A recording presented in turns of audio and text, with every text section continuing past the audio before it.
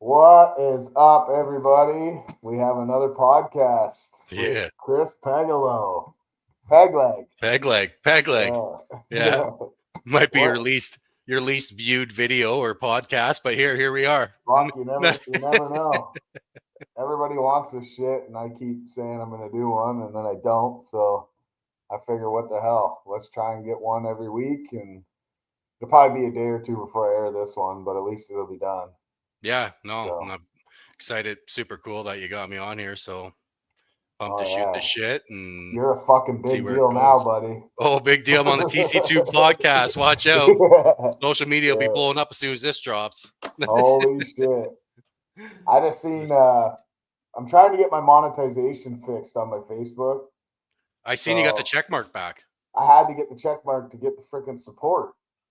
So I was with support for probably about 2 hours today. And they're trying to figure it out because my account is not locked and it's not deactivated, which normally when you're demonetized, your account gets locked. Like Oh, your like shut down.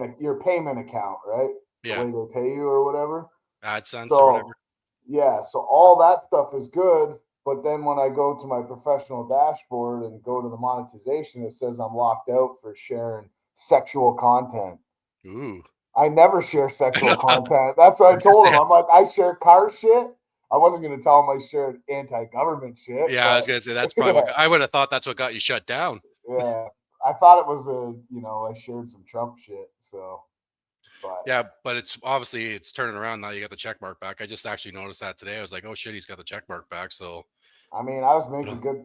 I'm not gonna lie. I was making pretty decent money for sitting around shit talking to everybody. oh yeah, I know you were showing me at Cash Days of the Hill. You were killing it Yeah, on the AdSense with Facebook. So, and that wasn't even. So I was right before I got demonetized. I got the good AdSense. The in stream oh, ads or whatever, and okay, they say that boosts your pay by 20-30%. oh shit, So I mean, I would have been making killer money. I could have just yeah, fucked around all day and made Facebook bullshit. yeah. I'm not that popular yet, so I'm not I popular got. either, bro. It's just all my haters following. Yeah, well, you got a pretty good So following on there on Facebook, right? And that goes a long way too. I just seen was it yesterday that Beater Bomb he launched his YouTube channel, and I think within a couple hours he already 2,500 subs, right? But he's got a huge following on Facebook, which a lot will transfer over, right? yeah, I'm gonna get there with my YouTube. I just got to figure out how I'm gonna do it. I know Yeah, me and you talked about this, right? But I need to figure out how I'm gonna do it and how I can fit it into my schedule. So yeah, it's tough, especially if you take everything on yourself. yeah, You need help. You need help. The thing with you though is you got a lot of content you can put out there, and that's a big thing as well. I think we discussed when we were down at Dig or Die, right? With when you've got like projects on the go and multiple stuff going on, like you do, it'll take off, right? There's lots of different things you'll be able to do to grow an audience with what you got going on with the shop and tuning and traveling and racing, but it definitely takes lots of people to make it happen. You look at all the big channels, right? Like SRC, Cletus, like there's multiple people behind those channels, right? Like one guy, it's tough to do. So you'll probably want to have to find some guys to help film or edit that sort of stuff. yeah, But I got him on here right got now. him on here. Jeez. I don't What? know how to fucking edit videos. That's I, why I try to do the whole video on my phone in one shot. yeah, honestly, well, you're pretty good at it. Like I seen the video posted today too. Like you're pretty good at it. Like I didn't see it. Didn't have any really issues talking to the camera. So that's the biggest thing right there. And then with the editing, right? I had no idea how to edit either. Like I was helping Ben with Pro Tree for a couple of years with filming, and people would come up to me at the track and be like, "Oh, great editing," and I'm like, "Dude, like I don't even know how to edit anything. Like that's all Ben, right? No clue." And then just decided to get into it, and then I learned how to edit everything pretty much off of YouTube and Ben, right? Bounce stuff off Ben. So, but it is a big learning curve. There's lots to it, but the biggest thing is the content, anyways, right? You can have the best looking videos, but if your content shit, no one's gonna watch, right? Yeah. Like, And I do a lot of crazy shit. Like I don't just work at the shop. yeah, Sometimes we'll get on the side by side and go launch that thing like 30 feet, or 40 feet and almost crash. So I mean oh that's yeah, good content too. and people will watch that stuff, right? It's just you got to find like make sure that you enjoy it, right? That was one thing that I realized through the 2 years of doing it now is there was some stuff I did that I didn't even enjoy editing, didn't enjoy filming, right? So you just gotta make sure it's something that you enjoy, and if you enjoy doing it and filming it and making the videos, great. Like for me, the big thing is editing the racing content and that sort of stuff. That's sort of Honest, like, honestly, I wanted to talk to you even about. I mean, if you and Ben can put up with me in the motorhome, like we should just fucking document our trips. We yeah. have a lot Well, of fun. You know what I mean? I know, and like we were talking about Oh, doing that because I've done that to some extent when we went to the cash days at the hill. It, it's a lot of work, but it's almost like you have to have someone filming 24/7, right? Because you just miss stuff as soon as you put the camera down. You miss stuff, right? So it's super hard, and it'd be actually interesting to have a conversation with someone that does this all the time or has been doing it for years, like how they do it, right? Because you watch some of these channels that vlog their 2 hour long vlog for the day event, right? Like traveling or multiple days, like how they're doing it, and how it seems like they're catching everything, but maybe they're not. Maybe we just overthink it that we're missing too much when we're I not filming. But I think what we would have to do is probably just hook up a couple GoPros or something that just stay in the motorhome or yeah, whatever we drive, and yeah, we drive down, and then like if something happens, boom, we fucking timestamp it. yeah. You Well, know, this that would happened here. This is what we want to add. This is that, and we just keep track of all that shit. That would probably help, but I guess the thing was that is then you have to make sure you have them plugged in and have them running the whole time, which can take a ton Hey, of. it's just a It's thought. We oh could yeah, do a oh, couple. Like I went back and watched the old Dig or Die that you did for us, just booting around. That was awesome. You it know. was, but honestly, I filmed like nothing from that trip. Like it was so minimal. Like, 'cause Ben handed me his Yeah. camera, right? He's like, take the camera and film whatever, and it was so minimal what I filmed there. It still worked out. Like he edited and made it work pretty good, but there's so much more that could have been done with that video, right? I honestly didn't spend a lot of time filming because I wanted to enjoy it at the same time. And that's a big part of it too, is when you're doing this stuff and you're going there and you're filming the whole time, you almost feel like you miss out on the actual experience and experiencing the race. Like Cash Days of the Hill, when I did that, that was fun, but it's, you kind of got to set it aside at some points to actually take it in and go around and shoot the shit and actually just enjoy the event, right? Rather than having the For sure. camera out the whole time. And so, honestly, for myself, I've been thinking about uh, possibly like hiring someone, like something locally. Like if there's a race locally, just have someone come for the day and pay them, and let them run the cameras, right?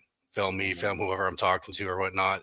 Ideally, I think that's the best way to go with that stuff, especially with your following. So, like with the YouTube, once you get this fired up, a lot of people are going to watch it, not necessarily 100% for the content, but more like for you. They want to see what Trevor's doing, right? Like that was one thing Yes I and no. yeah, well, and some people don't, so the haters will be your biggest Mhm. watchers, right? There's people that'll watch that hate Trevor, but they're gonna watch every damn video because they just want to see what you're doing, even though they hate you, right? Because that is something that happens, but yeah, that's you want to make sure you're on the camera too, because people are tuning in mainly for you. But then you'll get the characters, right? So if you get Colin or whoever's around in the shop, then you kind of bring them in. No different than these other big channels out there, right? There's multiple Mhm. characters, there's Yeah, multiple I'm projects. I'm definitely not doing it to get rich off of YouTube. I'm just doing it so the there's communities in all these platforms. There's communities on Facebook. There's communities on Facebook Business. There's some on Instagram, TikTok. All this shit brings in different people. So Yep. if you can bring it all together and you do all of them, then essentially that brings you wouldn't bring me more business. It bring more awareness to me To what you're doing, yeah, and what I'm doing. and for what you're doing, honestly, you have to. Like in my opinion, you have to run the Facebook, you have to run the Instagram, you got to be doing YouTube because that's you know it's just advertising for your Especially when business we and your go brand. racing Yeah. and I go out first round. Super good content. Hey, it happens to everyone, right? But First time at Dig or Die. yeah, it wasn't your car. I And it guess you wasn't built my it. car, yeah.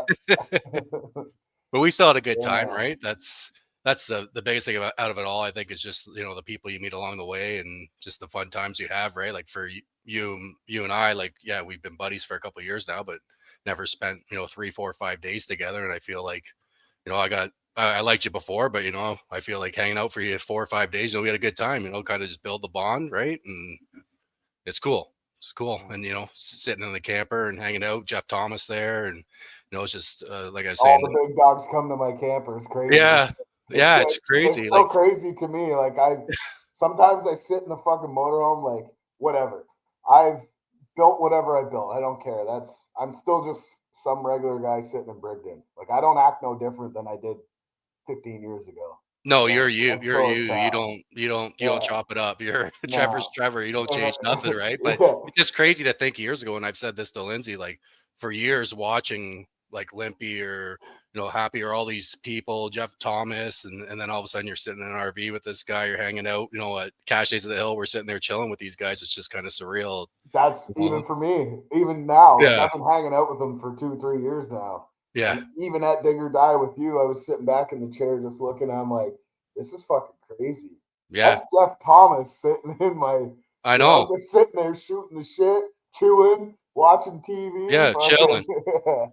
And for the most part, from what I've learned from meeting a lot of these people, they're just normal people too, right? And They it's kind of are. like They as you are. you grow, you realize they're no different than you and I, just normal people, just having a good time, enjoying life, racing, no different than what we're doing, right? I think I think things with society have gotten crazy because even myself, like what we just said, I'm kind of fanboying about having Jeff Thomas in my trailer, right? But at the same time, like you just said, he's just a regular dude. Yeah. And I'm just a regular dude, and somebody out there thinks it's crazy that I go up and shake their hands and throw my arm around them and say, "Hey, good job," whatever. But I'm just a regular dude, Yeah. Well, you I seen know. it on Facebook. You weren't around for that. I said that to Ben the one morning when we were at, I think that's the morning we were leaving to the track. Um, from Austin's there is you posted something up or a photo of something, and there was a couple people in the comments that said, "Oh, where are you? Like, where are you in North Carolina?" Right? It's almost like they want to know where you were to come show up or something and say hi, like. But we're Or just, come kill me. or yeah, maybe that too. But they probably just want to know where you're at because Trevor's in North Carolina. Maybe we can link, right? Yeah, it's fuck crazy. Yeah, yeah, I don't know. I've never, when I grew up, like I was always neutral with each clique in school. You know what I mean? I was the Like it same didn't way. matter. Yeah, I was I hung out always with the neutral. preps. I hung out with the dirts. I hung out Yeah, with everyone, right? Like, yeah. But it's, I don't know. I'm in a different position now, and sometimes I forget that. I'll say some shit online or say something. And I'm like, I can't fucking say that. yeah, I gotta well, watch my mouth just a little bit. which is hard for you because you've never been censored, right? I have no filter, No, zero. we know that. We know Yeah. that. I It's think got it. you. I think you really knew that after this trip for sure. Oh yeah, but Somebody says something to me, I don't give a fuck. You're hearing what I gotta say. If you don't like it, you don't like it. and there's not necessarily anything wrong with that, right? It's No. just some people rubs. So you're never gonna make everyone happy, right?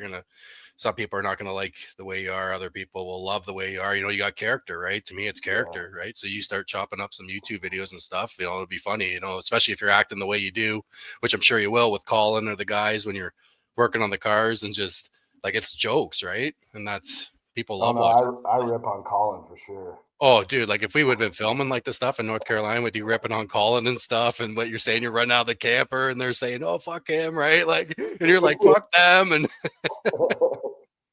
yeah, it's just a reality show, right? It'd be super cool. So, It is. It definitely could be a reality show. I've been saying that for years. It's even but you worse when Corey's around. got, That motherfucker drives me nuts. oh, really worse than Colin? Felt like Colin Well, was the because Corey legit has an issue, but you could have a conversation with him 5 times to his face, and the motherfucker will still forget. He'll be like, "We never talked about this." I'm like, "What are you talking about? I've called you 3 times. We've had talk in person. You've called the customer. No, I don't remember." I'm like, "Bro, oh, you jeez. got to go get your brain checked." I I'm sure said that to him, he'll be didn't I? laughing watching Yeah. this. I have to play it back for him. It's not his fault, right? Like he had an accident, right? Yeah, Got fucked up off a crotch rocket. So, I mean, not much you can do other than try and prevent it yeah. That or shit try happens. to be better. Shit happens. But what's going on with the car? Is it ready for testing yet or what? I don't even want to fucking talk about that piece of No? shit. Turbo's out or something? I seen that. We did a nut and bolt check probably 3 times. Um, can't remember what we were doing. We are doing something. I didn't have brakes on it, right? So I'm Mhm. waiting to do brake lines or whatever. I was backing it up on the dyno with no brakes, and I was whatever trying to get it on the dyno. And we already did a nut and bolt check. I was going to do another nut and bolt check. We got it strapped down. By the time we got it strapped down and like checked some oils and checked the training fluid, I had forgot to do another bolt check. And somehow I had left the passenger side turbo hand tight with the bolts Oh, on the compressor housing. oh shit. No idea. Listen, I dynoed the thing. I did 5 pulls. Still no idea. I was having some issues trying to tune and ran out of CO2. So I'm like, well, I said, we'll call it quits. I said, I honestly think these turbos might be too big. So talked to Nick. Nick's like, okay, I'll send you a size smaller because we were testing these ones, right? Mhm. We were gonna try and see what we could get away with on a 5.3. So he's like, okay, take those off, pack them up, send them back to me. No problem. I go out there. I go to start taking off the passenger turbo, and I look at the fucking wheel. I'm like, what the fuck is that? So I grab the compressor housing and I wiggle it back and forth like this. The wheel's half gone all the way around. Yeah, it just chewed right out. Gone. So I'm like, what the fuck? So I think when I was doing a pull and it was trying to make boost, it would push the cover off on the one side. So I was Mhm. having a problem. Let me backtrack for a second. During the pulls, it's the same motor, it's the same fuel, it's the same plugs, same injectors, same ECU, same everything, new transmission, and twin turbos, right? Mhm. Didn't change fucking nothing other than those two things. Each pull, I was trying to get these things to spool, and it would feel like it would come on real quick, and then it would back off, and then all of a sudden the headers would just start glowing fucking red, like so red you could almost see through it. And I got like this nice. It's not Cerakote; it's a level up from Cerakote. I Okay. got this shit done. Mhm. So for it to glow red like that is absolutely crazy. So I was like, I can't figure it out. I'm like, something's fucked up here. So put a new set of plugs in it. Did another pull, same thing, same thing. Anyways, a couple days go by, I go to pack these turbos up, realized that I chewed half the wheel. So I think what was happening was when it started boosting and coming on, it would push the cover off, and the cover would drop down and smash the wheel to lock up that one turbo. So only one side was making boost, right? So all that fuel Oh going shit. into the motor with only one side actually doing anything, I think, is what was causing. See, a lot of people think always like lean or too much timing or not enough timing, the headers glow red. I really believe that there's like a few instances that can happen. And I think it being overly rich while being timed can also cause that.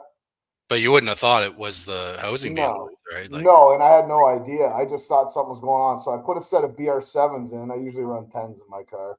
mhm. Put a seven BR7s in, plugs. I did a pull. I pulled like almost 3 points of fuel out of it or whatever. So I went from like 1150 AFR at 20 pounds of boost to 12 AFR, which is a no on E.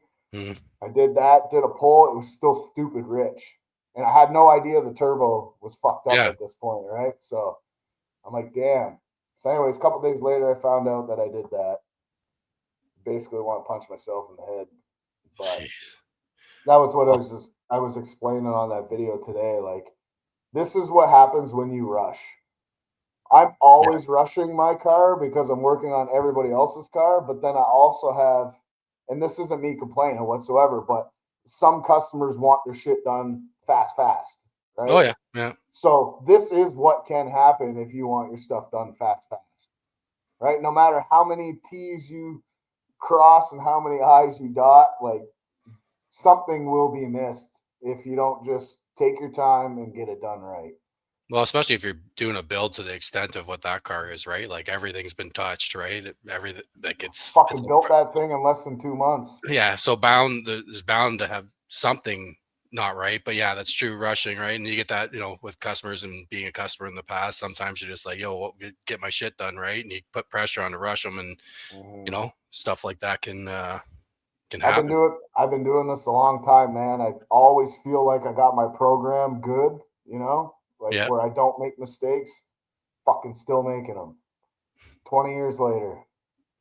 Yeah, well, I think that's just anything in life, right? You live and learn. And I don't think the lessons ever stop, right? There'll always be something. You're always going to be learning. There's always going to be mistakes, right? Nothing, no one's perfect. Nothing's perfect, right? Happen. I'm sure I something don't will happen know. again. Facebook tells you a lot of people are perfect, bud. Well, that's because they're only highlighting those perfect moments, right? People aren't going out there putting their failures up there, or they're putting all their lovey-dovey pictures up, but the beating in the background after that photo is not documented on social media. So, but yeah, so I guess just waiting on a turbo to get her back on the Waiting dyno. on a turbo. I still got to do my front brake lines. I kind of just pushed it off to the side for now. Still got to mount my G meter.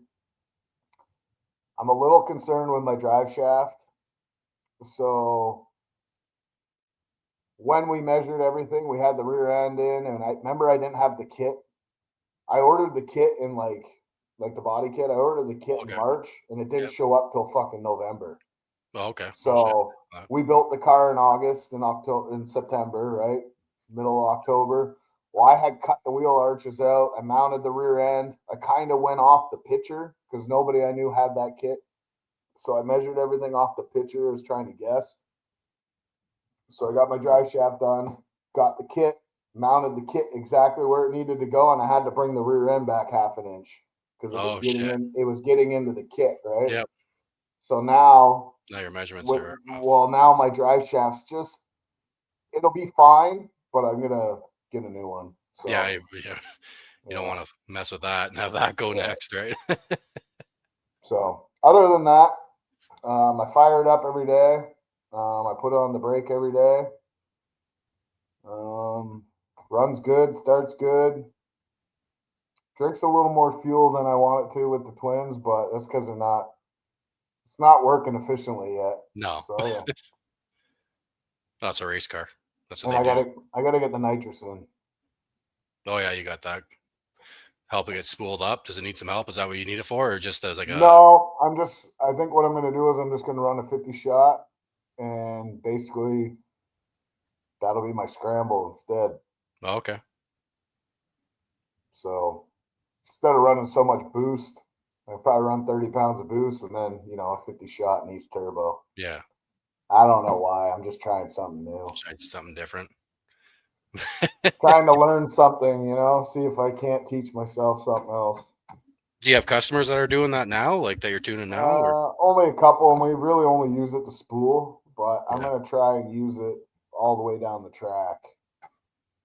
I mean, essentially, you're throwing colder oxygen into the car. Yeah. So even if you have an intercooler and you're running nitrous, it should be ice cold temperatures, Hmm. and I don't have to put ice in my intercooler box. So we'll see what happens. I don't know. Yeah. I might be out to lunch here. Maybe. Hey, give it a try. You got it. That's the That's best all way I'm to doing. the best way to do it as a tuner is on your own vehicle, right? Yeah. That's the way to do it. At least, Nitrous Express hooked me up, so yeah. try it out. And then what are you thinking possibly going down to Mike's race in February then with it? We're going. Yeah. Whether the car's ready or it's broken or not, we're going. We're going. So yeah. There we go. I got a few cars to choose from. Yeah, you got Camaro. Tony. You got the two hit car Yeah, now. I got the 2-hit car now. I got Mo's car if I want it. Yeah. I got Landon's car. Well, he's kind of taking the motor out right now, doing some shit. So, Have you but pulled Tony's car out yet, or? I put on dyno today. Oh, did you? Yeah. That's the first time that So thing spun in a couple of years. So yeah, I did 4 pulls on the dyno. yeah, everything seem all good with it, or? Yeah, 14 pounds of boost. I made 800 horsepower. Yeah. Still got some pump gas in the tank, so just kind of playing it safe. Still got pump gas timing in it. Okay. Once I run a couple tanks through, and I'll check all the heads and all that stuff, make sure all the bolts are good. And then, yeah, I spent 3.5 hours bleeding air out of the system in that fucking thing today. Just kept Oh, overheating every time I fired it up. mm. It was not fun. Other than that, you didn't have to change anything on it. Just the up arrow. I mean, I didn't even up arrow it. It's only 14 pounds. Yeah. Taking it easy on it, right? I don't want to break it. I don't even remember how much boost can that thing make. 30, 35. 30? Oh yeah. So It'll probably make 16, 1700 with that turbo. Shit. Wow. I remember that car was moving the last time it was out. Like, I'm not sure what kind of numbers it was running, but I would suspect it was running probably mid fives, I would think. I mean, I could be wrong. We didn't really get much time with it either after all that bullshit, right? We went through how many motors? Oh shit, yeah. Then we finally got one together, and it fucking went 4 or 5 pulls and stretched all the valves that were in the heads already. It's like the only thing he didn't change. So, well, you know what'll happen now that he got fed up with it and got rid of it, you'll end up having no issues with it. That's usually the way it goes. Someone will build it and they'll break and fix it, fix, and they give up, and then they sell it, because that's happened to me in the past. I sold something and the guys had no issues with it since, and I put thousands and thousands of dollars into the car to get it to where it was reliable. It still kept breaking, but as soon as I sold it, it was good after that, right? So yeah. that'll probably be that Camaro now. That'll be the unbreakable. It just hates Tony. Yeah. Yeah. Good old 2-hit. 2-hit, yeah. Yeah. So I gotta fix some wiring in it still. Got to wire up the front and rear wheel speed. I got DOTs for it, so it'll be in street class. Yeah. I mean, other than the exhaust rule, but if they really want to be fucking dickheads, I'll figure out how to get full exhaust on there. It's not going to make a difference.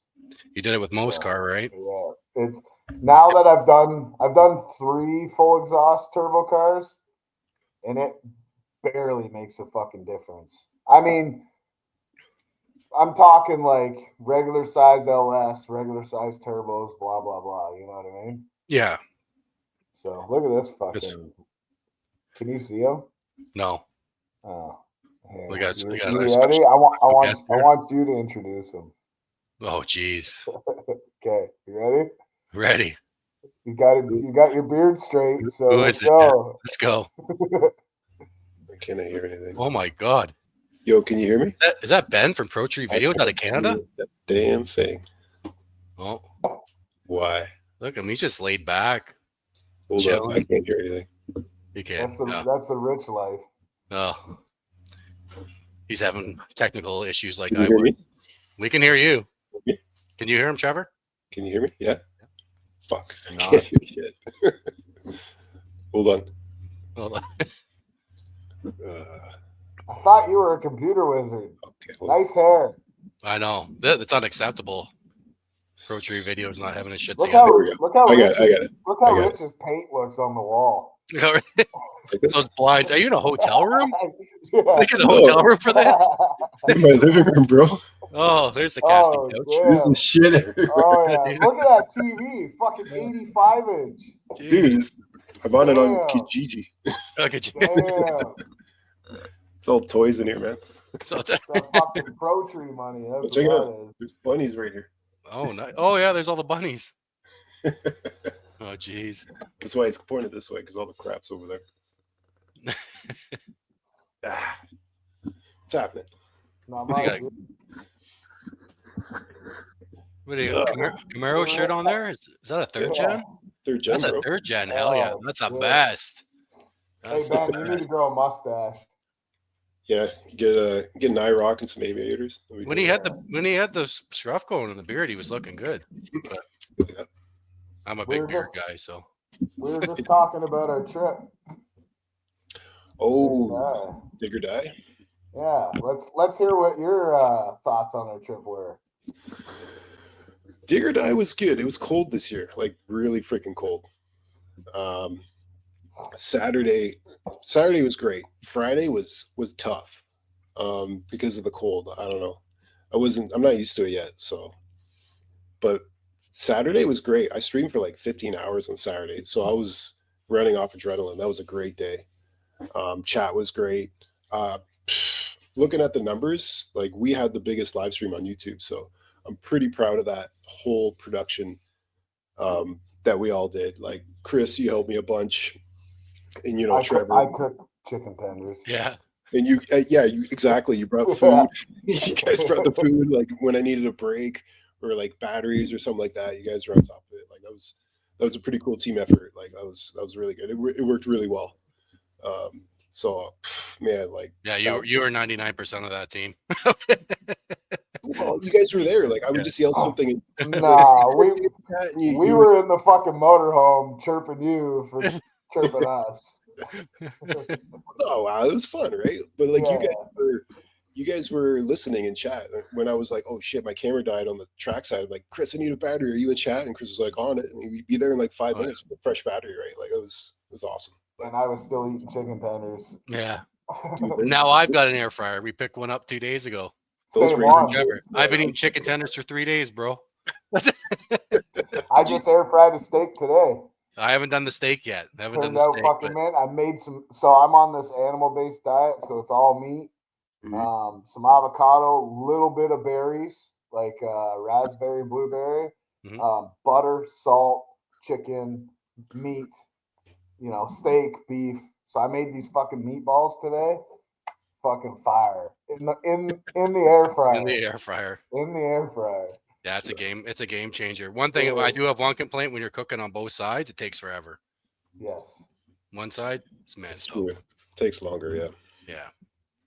We use it all the time for chicken fingers, French fries, whatever, like for the kids, or just heating up wings or something like that. But yeah, that was a good ad for the RV, bringing that. That was a good idea. Those Raising Cane's, man, I'm still dreaming about it. That was like the best tenders I ever ate. You know what? I watched a thing the other day on YouTube, and it was KFC, Popeyes, and Raising Cane's, and like KFC ended up being their favorite out of them. So I actually went and got some KFC tenders the other day.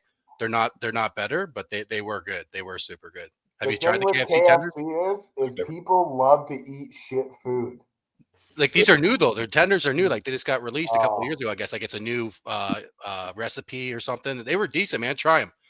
Like usually, I haven't ate KFC in like a decade. Last time I ate KFC, bro, my shit was raw in the middle. I don't. Yeah. Like I'm not telling you to go buy a drumstick, bro. I'm saying I'm fucking like. There's no way I'm slapping that drumstick or one of those. I'm still KFC scared. breasts. No, I'm still scared. That's food poisoning right away. Raw chicken, just as soon as I see raw chicken, that's it for me. No medium rare chicken. I'm the guy that overcooks chicken because I want it cooked. Oh yeah, you don't want to mess around with that. Except for when it's like chicken tenders that are already cooked, we just heat them up and fucking eat them. And like honestly, that was probably the best decision of the whole weekend was getting fucking how many chicken tenders? What was it? We ate that shit all weekend. 75, something like that. It was like a tailgate special.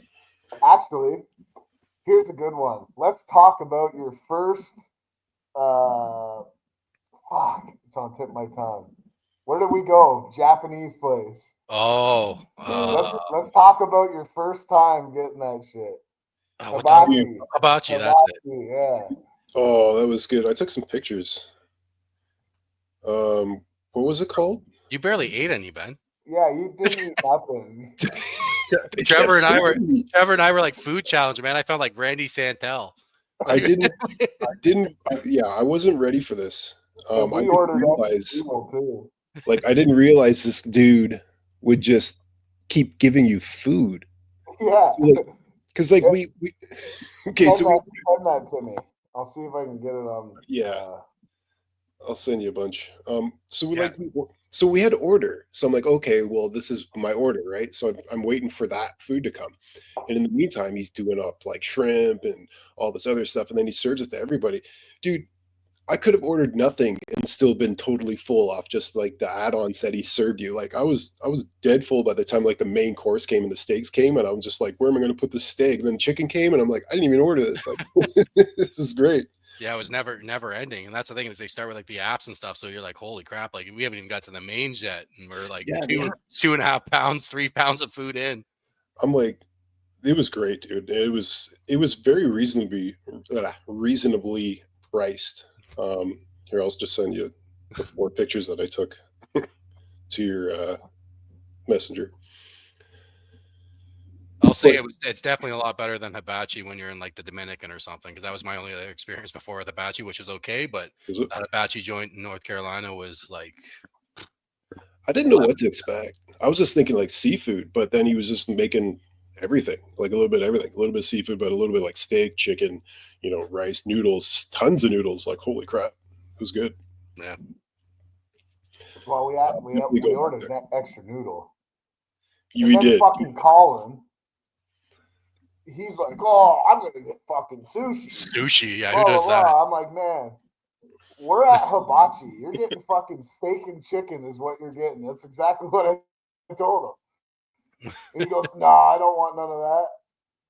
Steak was You really hear good. me? Yeah. My Can agree. internet's acting up trying to get these pictures. Yeah, and then you know what he says to me after he eats it? He's like, "I'm so glad I listened to you." He's like, "That was fucking awesome." I'm like, "Yeah." Yeah, that's why I was following your lead because I knew you had been there. So I'm like, whatever you were getting, I was getting. Yeah, I did the same thing. I didn't know what to do, so I Every was just fucking time I go there, I get the same thing. Yeah, like I And said, white sauce. Give me all the fucking white sauce, all of it.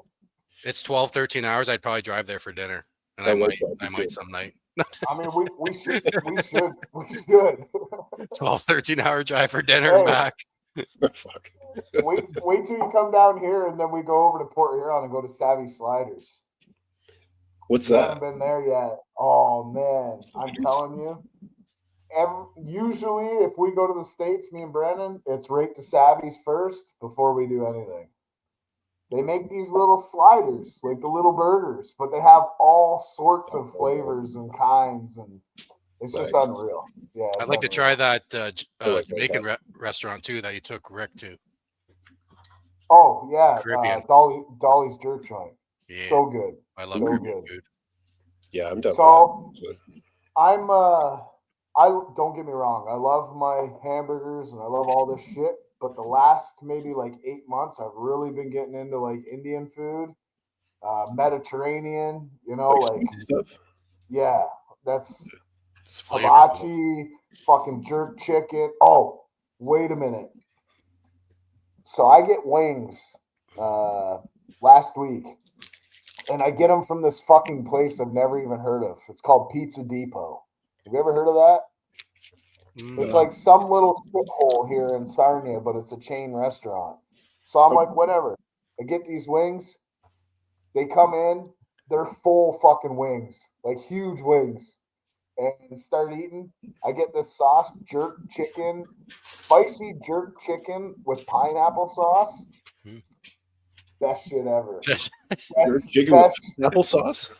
best shit ever. I'm telling you right now, when I was done eating all the wings, I was licking the wax paper afterwards. Oh It was so fucking good. I'm curious to hear that pineapple sauce sounds good. Actually, It does. When you guys come down here, that's what we're gonna get. We're gonna Yeah. get that with Dolly's jerk joint. How's that? Yeah, a little Mexican or Jamaican for sure. I was telling Trevor I want to bring the car down, throw it on the dyno, and make a video out of that. See what the car makes. Ooh, that'd be good. Yeah, so we can go down and get something to eat too. Vlog it. That's another thing. So I'm gonna get. I'm keeping the same drums and I'm keeping the dyno that's in the floor, but I'm going to in the new year. I'm going to be getting upgraded software and all that shit. Okay. So the old software right now is kind of getting glitchy, and the computer I got for it's starting to give me fucking problems, and I'm just like, man, it's driving me nuts. Was it a used system when you installed it? I haven't got it yet. I'm going to. So, Oh, but like the dyno you have now, was that used when you got it? it was already in the floor. Yeah. Oh, okay. Yeah. So you just gotta like upgrade. Yeah, I've been using that dyno since 2014. Oh, no kidding. Wow, we're 10 years. Okay. 2015, I was probably using that dyno. It used to be on a trailer, and then I think 4 years ago, I think it was 4 or 5 years ago, we decided to put it in the ground. In the floor. What is that, Dyno Jet or? Yeah, it's a dyno jet. Yeah. Nice, man. Yeah, man, that'll be good. That'll be good content too. Yeah, once I figured, you know what, with this, especially with this Mustang stuff, it's big like horsepower dyno numbers, and another thing is like 60 to 130 stuff, which I think is gay as shit. But like those videos pop off. So you know what, I got to do that too. I'm gonna do some. I will tell you, my dyno's not happy like everybody else's. Well, that's So, fine. Well, as long as you yeah. know, as long as you know, if you know that, then you can say right in the video or I when you're try to telling tell. It's customers. like Ricardo when he shows up. He's disappointed in the horsepower number. Then he goes to the racetrack. He's like, "It's fucking faster than it's ever been." Well, and that's the You thing. know? Regardless of what the Yeah. dyno reads, it doesn't matter. Dyno numbers don't win races. That's like when I Yeah. message you, I said I don't give a fuck what the car makes for horsepower because that means nothing to me. But to people, they want to see, right? They want to know because people ask all the time, "What's it make?" I'm like, I got no idea. It hasn't been on a dyno. But I like the dyno as a tuning tool. oh yeah, that's what it's a good It's tool for that. Yeah. it's definitely good if you have issues because you're in one spot, Mhm. right? So if you got a fucking issue, you can do a little pull, let it cool, a little pull, whatever, figure that shit out. And it's also good to like it's tougher on my dyno because it's not loaded, but you can still see where the converter flashes. You can still see how the car's operating, and you can see like if you do a pull on 14 pounds, like for instance Tony's car or my car, whatever.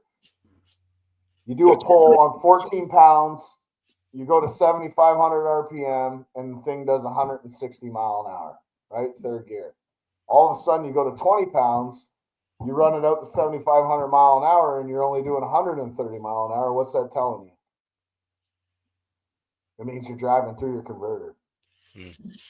So you're applying another, let's say, fucking 300 horsepower, but you're actually putting less horsepower than you are at 14 pounds to the ground. It's not You're making going slower.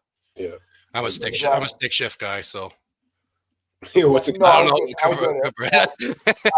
I mean, that could be the same thing. Clutch slip. That could be, that could be clutch slip, right? Yeah. You do Yeah. your pull in fourth Right. gear. Yeah. You know, your first pull on. I know yours just supercharged, but if you were turbo and you did one on 10 pounds and you run it out to let's say 120 mile an hour because it's a stick shift car, you're really not going that fast before. Let's say 120 mile an hour, and then all of a sudden you turn it up to 25 pounds of boost, and you're going 100 mile an hour. But the fucking thing sounds 10 times crazier, right? Because it's making an extra 300 horsepower, but it's really not putting it to the ground. It's not putting it to the ground. Yeah. The road's not turning. Yeah. And this is a big thing I fight with customers. I don't fight them like directly, but like they're always like unhappy with the dyno number. What they don't understand is half of the cars that come on my dyno are fucking no prep cars. Mm-hmm. Your no prep converter is not going to act the same as a radial converter, and you coming on a slick is not going to act the same as a car coming on a radial. So just because you read the internet and this guy made 700 horsepower and you're making 650 and you should be making 750, so you think, you got to understand like a lot of these guys that, let's say street driven cars, they don't have no prep converters, right? They probably got a converter that's a little tighter than normal because that's how they get set up on the street. They want drivability. They don't want to be revving the thing up to 5,000 RPM to get the fucking clutches to grab and get going, right? Yeah. So that's why they might get a little bit more of a number, or somebody's dyno's inflated, and we know lots of those around us. Well, that's everywhere, all right? And there's so much stuff you can manipulate with dynos to make, and I've seen it time over time over hub the years. Dynos are the craziest to me. Like I've seen so many horsepower records claimed on hub dynos, and I'm just thinking in my head, motherfucker, you need to go to 2 more dynos before you can record that number. Because I've had cars come from, and I'm not saying shop names, I've had cars come from a certain shop, right?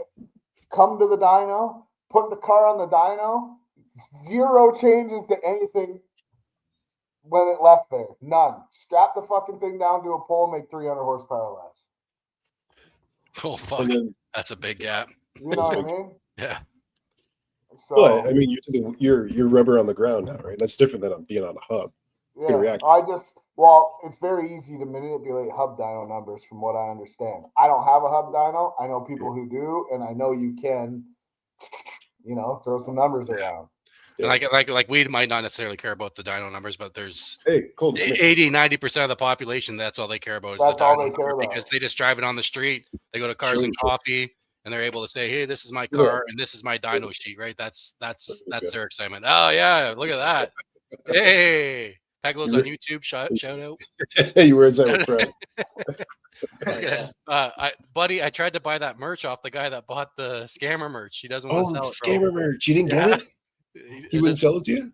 He ignored the message, bro. He responded, but Yeah, because your last name was Pegelo. he wants to keep it. That's 101. I want that damn shirt. I don't want to pay $100 for it. That's from a real scammer. It probably came from India or something. Like that's why.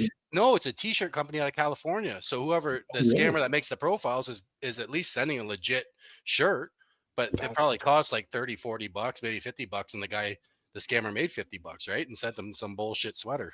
So he's going around making people's merch on Facebook with these fake accounts. Yeah, so he makes a fake account and just took the profile picture, was the grub worm with my name in USA and some car.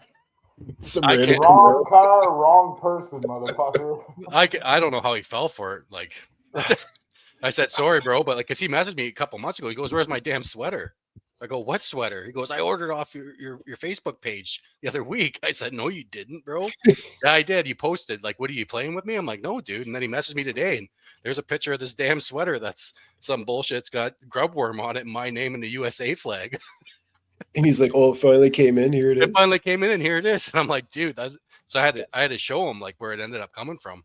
That's crazy, man. Yeah, because that profile just posted on one of my posts and tagged a bunch of people, and he was one of those people that got tagged. And he goes, "Oh," because he's been wanting to buy a sweater for a couple of years because I just haven't made any since the first batch.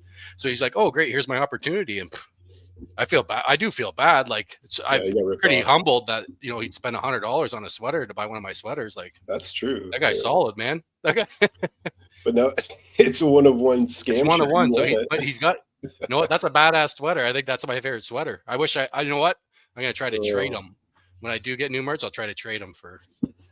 Actually, tell them bring it to a race someday and just be like, "Here, let's swap out." And I'll sign it. You just want to wear this shitty ass. Oh yeah, made by a scammer. And it's a 2XL, but he said it fits like a L, like a large. So it's probably some Chinese brand. Oh yeah, be super tight, but it'd be nice to hang in the garage. You know what you should do? You should get some crappy old motor that you don't want anymore and just blow it up on the dyno and just make a hell of a mess of, just for content. I mean, I don't mean like fucking shop up, but I mean like for like a good dyno video, just like put all the spray to something and just blow it up or something like that. Pretty good, dude. Pretty easy to blow up a fucking motor. Well, if you had like something that you're gonna get rid of or you don't need, just spray it. Just spray the shit out of it. Get some big flames going. That's viral content every time, no matter what. Yeah, hey, check it out. I just burnt my whole shop down. Yeah. I mean, you don't have to go that far with it. Well, maybe organically you'll blow something up and have it on camera. That's better when it's organic. I don't want to blow fucking nothing up. Your shit, though. Your shit, not a customer's. Speaking of that, like, nah, we won't get into that this time. I like that idea you have the giveaway car, though. Yeah. That 240. I think that'd be cool. Yeah. Well, now, how are you going to give it away? Well, they'll just have to buy merch off my website or buy a tune. Like whatever they buy, they just automatically get entered into it. It's good. No different than any of the other shit that goes on. A lot of people are having success with that. Yeah. From what I can see, anyways. But I just want to get some more shirts out. Maybe bring some more people in that want to buy some stuff or whatever. I don't know what I'm doing. All right, I'm lost. I'm gonna admit it right now. I told you guys that. I've been on my downward spiral for like 8 months, fucking stuck, not knowing where I'm going, what I'm doing, and burnout, whatever. But yeah, the last, I woke up like a week ago and I'm like, it's time to fucking get after it again. Like I feel, like I just need to get back to how I was doing. Remember when the VR6 days? Yep. Right? Like, fuck, I was go hard all the time. Didn't matter. I'd build my car and I'd build 6 other fucking cars in 5 days, no sleep. Once you have this new car going, you'll be motivated to get out. You did. We'll see. Try not to get excited.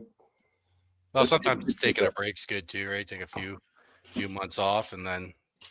Well, it's okay to take a break if you don't let everything else fucking fall with it. And I kind of did that, messaging, and I think a lot of people think that it's just easy to answer messages whenever you fucking get them. Yeah. It's not easy when you get 80 messages on Facebook, and then you get 30 on Instagram, and then you got another fucking 20 on Facebook, and then you got whatever Emails 60 fucking emails, and it's like yes, that's my job. Don't get me wrong, but I have certain times that I answer, and if I can only answer 4, then I need to get to the 5, 6, 7, 8 after that. When I go back to answer a message, I still have to work during the day. Still You got know, cars in tune. yeah, You still got product. it's tough. Like, and I think even Yes, me back in the day trying to message people, I would get pissed off. Like, why don't you answer me? Like, I'm fucking sending you a message, but you know, sometimes shit's just crazy. You just can't message. You have to stay off the phone in order to get this job done. Yeah. You know? Yeah, it's and priorities, right? 90% of the fucking messages stuff and whatever is part of the job is pro bono. It's like, hey, what sensor do I need? And hey, this and that. Like, sorry, I can't spend all day answering these when I have to get this paying customer's job done that's in my shop. I agree. But trying to explain that, it sounds kind of dickheadish, you know? So, well, it just means you need more manpower. Because it does. So I have a plan. You've had ads out there for months now. I'm ready to get back to it. I'm gonna hire some more guys. I think it's time. That should free up some more time so I can answer messages and do all that stuff. I basically want to get to a point where I have 4 or 5 guys in the shop that do shit the way I like it done. And then all I do is manage the content, I manage the business, and I manage the work that's in the shop, and I don't actually touch anything. I go in and say, hey, this is how I want it. Oh, that looks good. Fucking let's do it like this, blah, blah, blah. And then I go back to tuning or whatever. I don't know. No, that's the plan, man. That's where you want to get to. We'll see how it goes. 100%. Good help's hard to find, though, right? It's good help is hard to find. You want license help? I have to have license help. So then you got to pay. So what I have to do is, my business has always been custom. I've built, and this is going back 15 years ago. I've built show cars. I've built stereo comp cars. I've built race car. Oh yeah, like back when Fast and Furious, that was a whole different car culture. So the racing thing I didn't really get into until I always raced. Don't get me wrong. I street raced and did all that shit, but the way I'm going now really didn't start till about 2018. Okay. So I've always built some fast cars. I've helped people with fast cars, but not to the extent that I'm doing it now. Like I'm building, I did my first full chassis. I've done roll cages. Now I can do full chassis cars. Bring it in, more power. I'm building motors, assembling motors. I don't machine them. I send the machine work out. Yeah, spin together.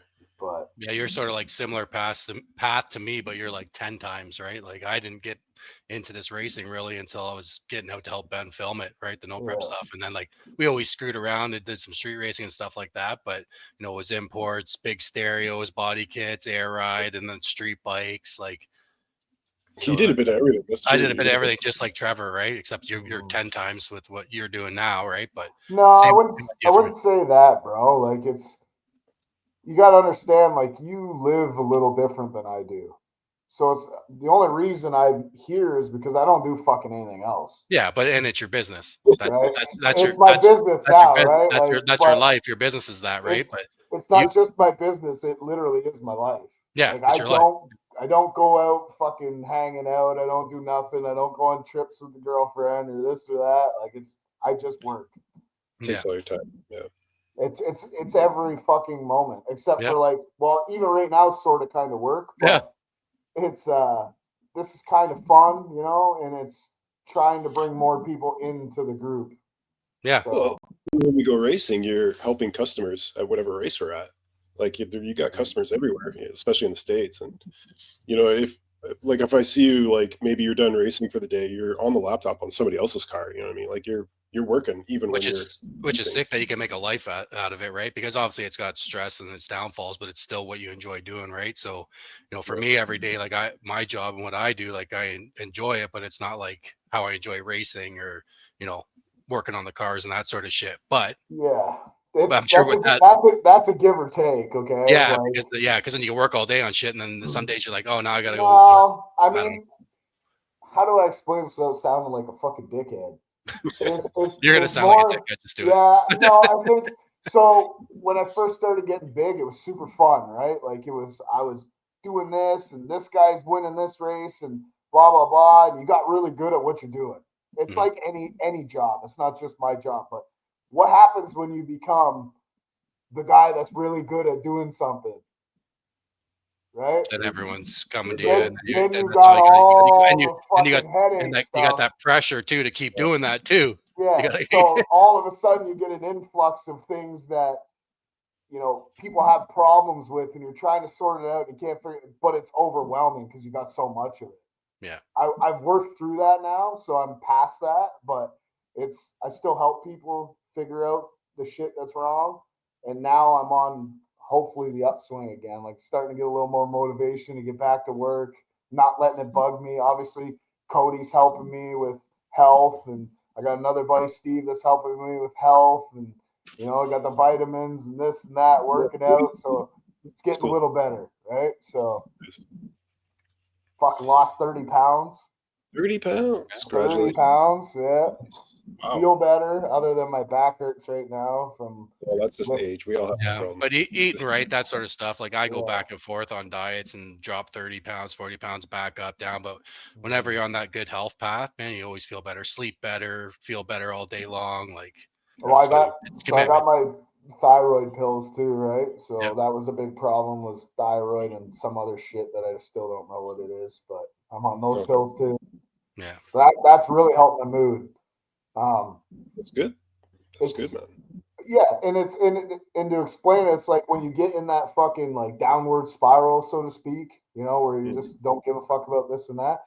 Sometimes you might have something going on, and you just don't know. Like, I'm very strong-minded. Chris knows that. Ben knows that. Say what I want.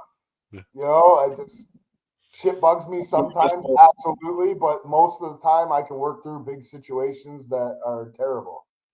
And even then, I didn't realize that I had all this shit going on that affects your mood, affects your body, the way you feel, the way you want to get work done, and all this other shit. So getting that sorted out, feel much better. That's good. A lot of people never figure that out. They're just crazy their whole lives, and it's just a chemical imbalance. It's something they could have controlled, but like, you're lucky that you're able to pinpoint some things and make it better, and that's great. I'm proud of you for that. That's cool. That's good. And you're working. I'm still a fucking asshole, though. You're not going to change that. Don't let that slide. There's no fucking pill for that. Yeah, I'm not letting that slide. I'm still a fucking dickhead. Don't get it. Oh, man. I like your honesty. Hey, I'll tell you something. If you're in my little circle, we are like family. But if you're outside my circle and I don't like you, you're probably going to know about it. Well, I'm staying inside the circle then. Speaking of which, you are good except for the fucking 6 fucking fuel ups that you ditched us on. What? Oh no, I paid Chris. Chris paid. I paid Chris. Oh, what? Yeah. No. We kept track, and then I paid Chris. I gave him the receipts though. Yeah.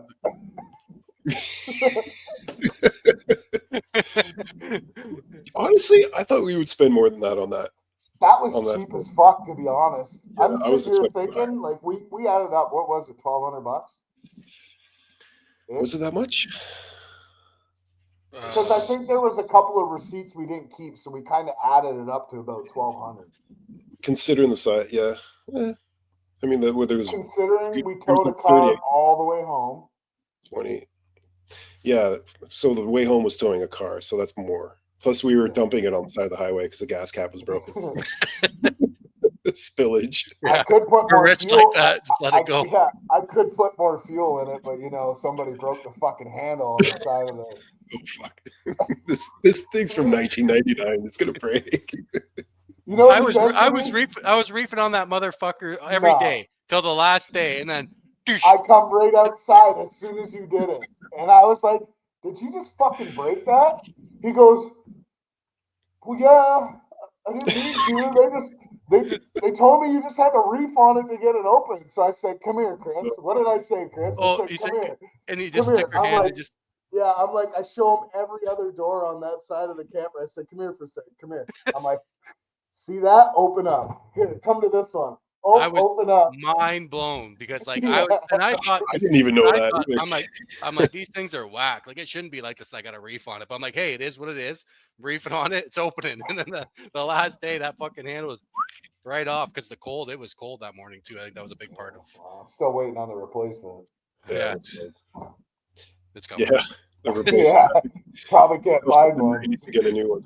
No, I found. Well, there's a few different like for that make and model of RV. There's a few different ones, so it's like measurements you got to figure out. Do you have to buy the whole Would you like me to send you a picture of the measurements? Yeah. Yeah. Okay. Yeah. Send them. No, because there was a couple different ones. You got to fix the hot water. That's priority number one. Fuck, man. I know. I got a leak in the roof now too. Oh fuck. Oh, that's normal. RV's always. Yeah. You So always I got. gotta. It's just. I think it's because it's so cold. It's contracted right now. You know what I mean? So it's got a little spot just in the front. There's only one little spot, Oh, and I think it's the same spot it leaked before. So. But did you find out where the coolant's going? No. is it? I only put 4 liters in it. So where do those 4 liters go? Well, we're at you guys going down the fucking hill at 78 miles an No, hour. I think it was up the hill. And then up the hill on the other side. It was rolling. It wasn't even coal because coal's not. It doesn't roll white. It was white. Nah. It was some good white clouds for about 2 minutes. That could have been the 4 liters. Yeah, that's probably the 4 liters. I think it was towing the car is what did it. No, because I think it's Corey driving the motherfucking motorhome that did it. Well, with the extra load on the back didn't help for sure. Yeah, well, when I said keep it under 68 mile an hour at all fucking times, and then we're doing 75 to 78 in my pickup truck, and he's on my ass. I think we were doing 35 going up the hill though when it was huffing out the white smoke. Yeah, definitely weren't doing 70. 4,000 RPM, just tapping rev limiter. Bah, bah, bah, bah. Yeah, those hills didn't help it for sure. No, but I mean, does it need a new head gasket? Like, is it popped? I'd let it run for I don't know, maybe an hour and a half in the driveway. Yeah. High idle, all that shit. It didn't move. It stayed right in the middle of sight glass. It's not smoking. Okay. I mean, realistically, that happened about 6 hours before we got home, right? Yeah. So between that time and home, I mean, it was only 4 liters, and it's just enough to get out of the jug. So there's a low pressure switch in the jug. That's what was tripping the check engine. engine light? Yes. Oh. Because there was no coolant in that jug. Yeah. I see. So, and it wasn't smoking when we drove it. It didn't smoke when I got home. It didn't smoke when I drove it the other day. It was perfect the whole way there. Yeah. Actually, it did well for this being its first long trip in how many years, right? Like, well, since you've owned it, a lot of faith in that thing, yeah. And it was great. I also spent a lot of money on maintenance on that thing too. So that comes with the territory, right? Like that's why I had faith. You know, I did all the fluids, I greased everything, I drove it around. You know, went to Sparta and back, and no hiccups. Did the maintenance. So it's all winterized now. You got to store it, or it's in my driveway. But you put like shit in the water tanks and all that stuff. So, you helped. Actually, no, you didn't fucking help. You sat on the fucking couch doing nothing while me and Chris were waiting on the fucking motorhome. He still didn't clean the windshield. No, motherfucker, the only job he had when we left was clean the window. We're raising canes, and there's Trevor's fucking ass jumping up trying to clean the fucking window. I'm like, well, let's just wait a minute. He's doing a good job. Fucking Lappy's jumping on his tippy toes trying to get the. It was funny, man. Fuck this fucking Ben guy. Like, all he had to do was wash the damn window. One fucking job. And we would have got the whole window because you're a foot taller than me. Yeah, I was gonna do it, but then I see you hopping out there. I'm like, oh, this is funny. He said he was going to do it, but I didn't even see an effort at all. Yeah, He was Next too time. busy with his fucking feet up on the couch watching racing while we were driving. Yeah, That was great. That's a great setup, dude. Like honestly, perfect. that's the trip best setup. part, sitting on a comfy couch or Watching recliner watching street racing racing on going TV. down the highway. Yeah, ain't gonna fucking happen. We're going to Florida. We're switching out. Yeah. Yeah, wow. That's a longer drive. Yeah, That's a much longer drive. hours. No more switching out, going fucking down a 30% grade at It wasn't even 85 bad. miles an hour. Try It was- taking a piss while you're going down to 30 It could have been bad. It was bad enough that after you're done pissing, you didn't want to switch back because you said it was too dangerous. No, I was tired. Yeah, I know. Fucker. Fuck. It was definitely difficult to, try and take a piss while you're going 70 mile an hour down a fucking. Oh yeah, I'm sure. Like one hand on the wall. Oh yeah, no, I had both hands like this, just trying to get it in the jeez. toilet. I'm sure Ben would have helped you if he would have asked. Here, got a chicken tender for you. Chicken. Yeah, right. Oh, fuck. So what's going on with Canada for races or Ontario? I guess is the first Ontario race going to be what, May? Beginning of May? May 3rd. Is that the official first? Here, I'll be right back. That's TMP's pour your own puddle backside. So that's the first no prep race in Ontario will be that PYOP. Yeah, I was just going over the schedule this morning actually. And May 3rd. That's Batista's no prep. And after that is Legato. May 17th is Pro Street 519's first backside at St. Thomas.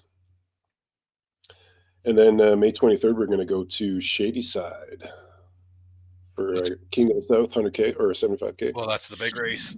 The big race that. Yeah, the front side. Yeah.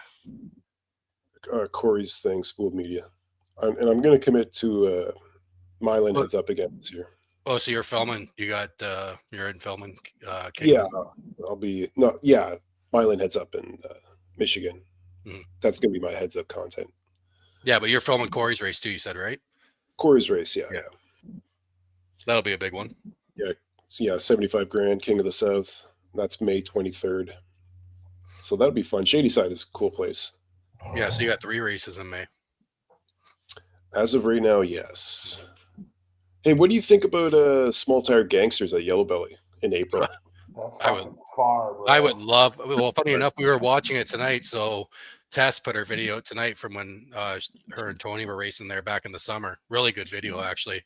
That's 22 hours from my house. Well, that's what I said to Lindsay. Lindsay's like, "Oh, she's like, do you want to go there?" I'm like, "I'd fucking love to go there," but I'm like, "That's the other side of the world, right? Yeah. Pretty much, like, it's just not the other side of the world. I'm like, pretty much from where we are, that's literally going to the other corner of the USA, right? That's a big commitment.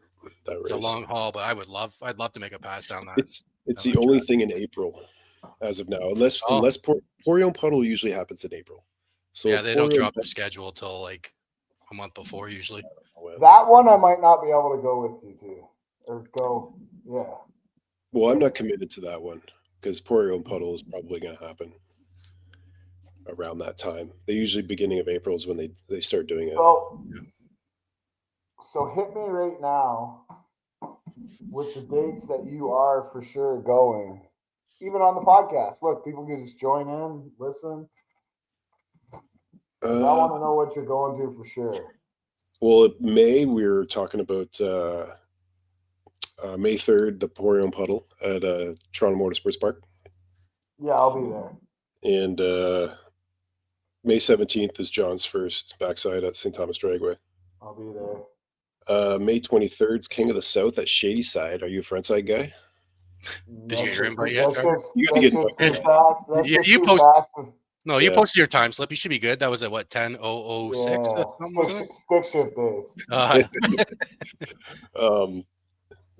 What else? Oh, we got in June 28th. We got that front side at St. Thomas Dragway. You gonna hit that?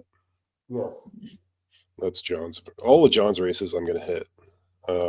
July 20th is St. Thomas backside. July 26th. Oh no, I'm not doing that. Peso's got a race, Motor City Mayhem, in August, but that's where's that? It's in Milan. Oh. But that's front side, no time shit. Yeah, I mean, this new car should go fast. So. If this fucking new car doesn't go a 440 something, I'm probably gonna fucking sell it. Oh, it'll go that. Oh yeah. Are you going to go to that New York No Prep on September the 12th? That New York, what's it called? Oh, like the airport? I think it's the airport with like Star Spangled something. Sure. You want to go to that? Yeah. And Yeah, what else do we got in the States, though? You coming to War in the Woods? Oh, yeah. Oh, yes. We don't have a date for that yet, though. I am going to do War in the Woods, and I do want to do the Ohio Caches. Fuck, I'm going to have to build another motor. That's a lot of races. October 11th is Hollow Rewind, if you want to do that one. Yeah, we can do that. That's the only vaccine I have with 42. That's my birthday weekend. So that's 42, right? 42, and then dig or die in December again. Unless you want to go to World Cup finals. Could build a Honda. We can talk about that, but I probably wouldn't bring the car. Yeah. Because I'd like to go check one of those, but I gotta get much richer this year. You gotta check out World Cup. World Cup is something else. Every December what is DOD? 6? DOD is December 5th and 6th. 5th and 6th. And then what'd you say? October 11th is Dragway 42. Hollow Rewind. Hollow Rewind. Okay, I'll put those in my calendar. Yeah, that's just all the American races. Part of my sponsorship, right? Yeah, official sponsor. Official. Number 2 in the rotation. Tctuned. Hey, have you guys ever had one of these? What is that? Hard root beer. Crazy Uncle's craft soda for grown-ups. It is fucking fire. I'm good? Not even a drinker. You know I'm not a drinker. No, I went to my uncle's for dinner the other night, and he had his cream soda and hard root beer. Oh yeah, that'd be good. Fucking, it's made with cane sugar. Probably shouldn't be drinking it. What's the brand? Crazy Uncle. You get it at LCBO. I'm gonna go to LC. I'm gonna check it out. I love root beer, so that sounds good. I've been on these bad boys. I don't know if you can see it. Oh, the Rattlers, yeah. Oh, dude, like raspberry. Oof. I like they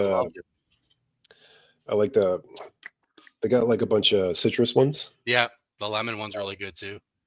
Yeah, those are really good. Like the orange citrus. It's not orange. It's like they got. Yeah, I know which one you're talking about. Mango. Grapefruit. Is it the grapefruit one? And there's a mango one. Like you could drink it for breakfast. It's so good. Yeah. Usually at weddings I get those. But so what? I know this is kind of going out on the fence on this one, but what do you think some predictions are this year? Who do you think is going to come out with some better shit this year that's been struggling? You know, because everything kind of goes in waves, right? Somebody will have a good run, and then they fucking suck, and then the other person have a good run. I think Ron Fountain's going to come out swinging. I think he's getting that car to a point where he'll go to the final couple of rounds at every race he goes to.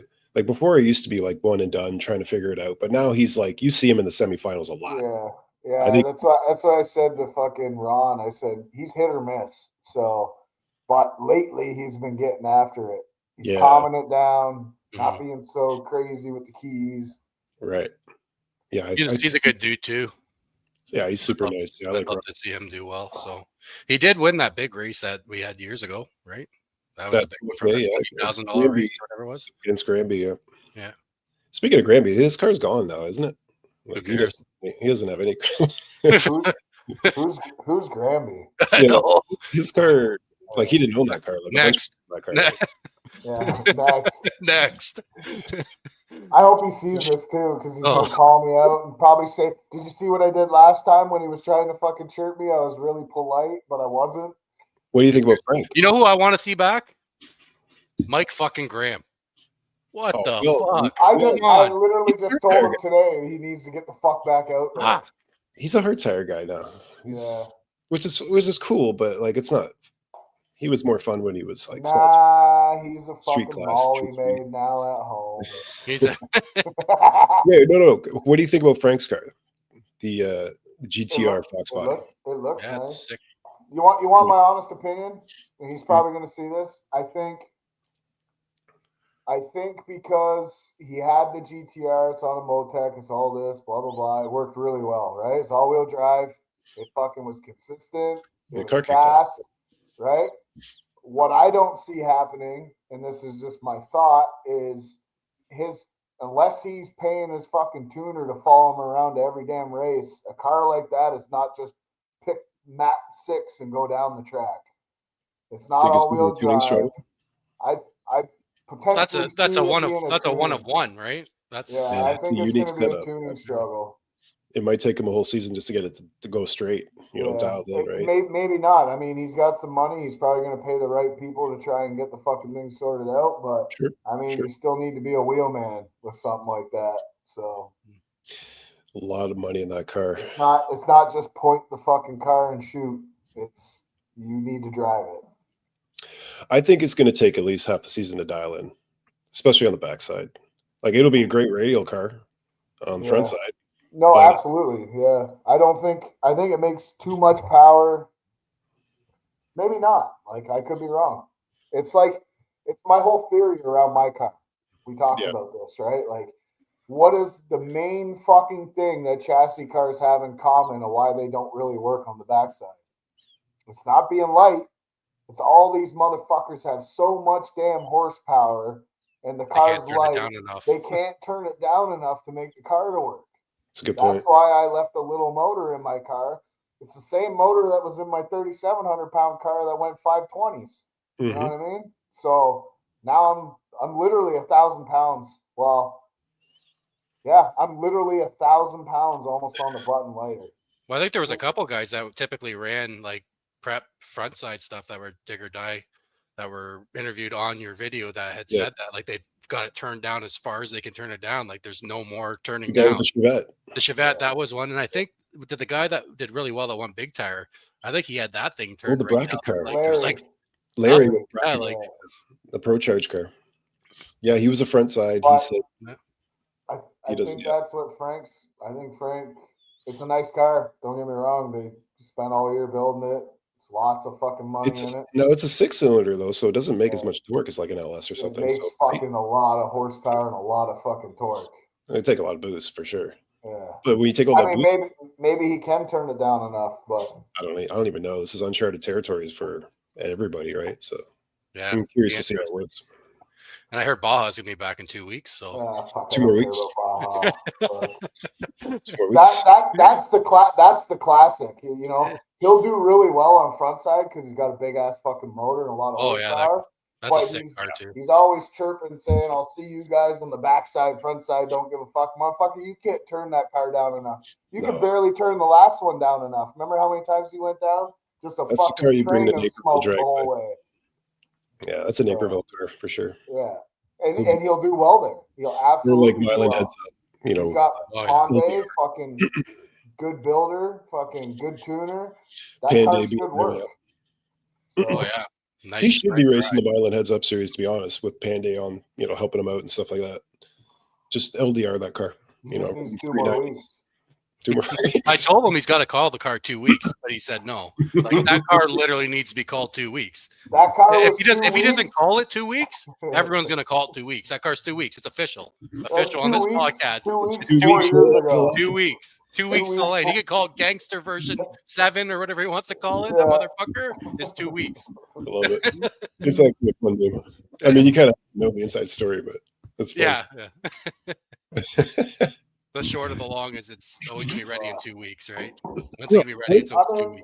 Let's be honest. Hopefully, like even just Frank's car, hopefully it works pretty good.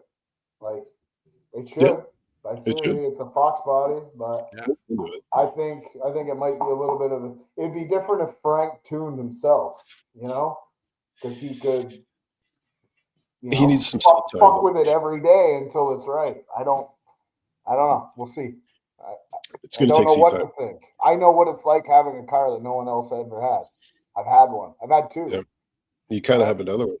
Yeah, and it's uncharted territory every time. And people forget that, in 2012, I built the first fucking rear-wheel drive VR6 car around that made, 1,100 horsepower. That's true. And back then, that was not a fucking thing. Nope. You know? Well, Frank's been around a long time too. I think he had fast K series shit back then too, right? Yeah, Like he was a big fast front-wheel drive But guy. I also do all my own work. Yeah. It's the difference. I think I'm not saying that helps, but definitely being a tuner, it's like Landon's car. I show up, we fix some shit, and we get it going on the right path. I think I work with a lot of people who drive their cars and they can't relay the information that they need to me to be able to tune it unless I was there in person and watched the car do what it's doing. Well, Landon's car, you can feel it. So yeah, it's always going to be more of a benefit when you can do everything, right? Or you've got someone there that can do maybe not. I'm half chassis, suspension, but Legato, like he came out of, he might not come out of nowhere, but I wasn't really super familiar with him before. I guess he had that Chevy pickup, like the 90s or something, I guess it was. But I honestly didn't know Legato until I think it was mid-season at St. Thomas, and that car made a pass down the backside of St. Thomas. And I'm like, holy fuck, that thing is fucking moving. And then here he is at Dig or Die. Like he had like a lot of luck those first 3 rounds. He like got a lot of luck the first 3 rounds. But like fuck, in all fairness, never made a single pass down that fucking track, right? So and he got it figured out by the end, and that's super half luck and half he had to drive. Smarts. He did have to drive it. Like it wasn't like there was tire smoke the first few rounds, but it doesn't matter. The 3 people he drew were complete duds. He got look at the whole first round though. Most of that round was tire smoke. Motherfucker, I got gapped by fucking Jake Boswell. If he would have got Jake Boswell, that would have been it. That motherfucker was on a mission on the first pass. I'll tell you that right now. I don't think some of those Americans like that Legato got that. You see, I watched Turbo John. He did a live on showing time slips the other night, and he called it a clapped out Mustang from Canada. I was like, ooh. I love the butthurt. I love the butthurt. It's not the butthurt from him winning. It's the way they acted while they were there.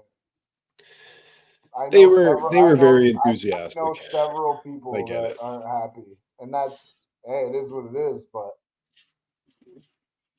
dude, I've been to plenty of crowded no preps, and people act like that. That's normal. That's part of the deal. Some people get over enthusiastic. If you don't like it, don't stand on the starting line. Don't listen to it. I hear it all the time. I have tape. You want to check tape? I got lots of tape of people yelling crazy shit. Teams saying, "Get the fuck out of here! Get on a trailer, motherfucker!" And like all these white boy gangsters. Like I have it. That's different. It happens all the time. That's a grudge trip. It's a grudge thing, yeah. And you know what? The adrenaline's flowing. Some good people are drinking, right? Like it's the scene, and I love it. It makes the atmosphere electric. And if they want to yell and scream and be enthusiastic for their boy, cool. I mean, for me as a creator, shooting the content, and I see people going wild and crazy like that. I think it's great. I think it makes it more fun. That's entertaining. But I do understand, it's a respect issue for some people and they don't want to hear it and it's disrespectful. And I get that side too. So, I mean, it's a give and take, man. Like, it's just one of those things. It's no prep. It gets, late in the night, people are drinking. It's going to happen. Like people are going to get into it. Right. But whatever. For me, I love it. It's content for me, right? It's content. I'm here for the content. Right? People want to shout at each other. You know what I mean? Like it's content. In all fairness, if that would have been you up there, I would have been fucking cheering too if we would have made it that far. Right? It wasn't that. It was the other stuff. Oh, that's okay. That's what I thought you meant. I thought that's what I thought that. Yeah, and I think that was discussed. I mean, you still kind of look like an idiot when you're fucking doing all that shit. But you're talking about the split, right?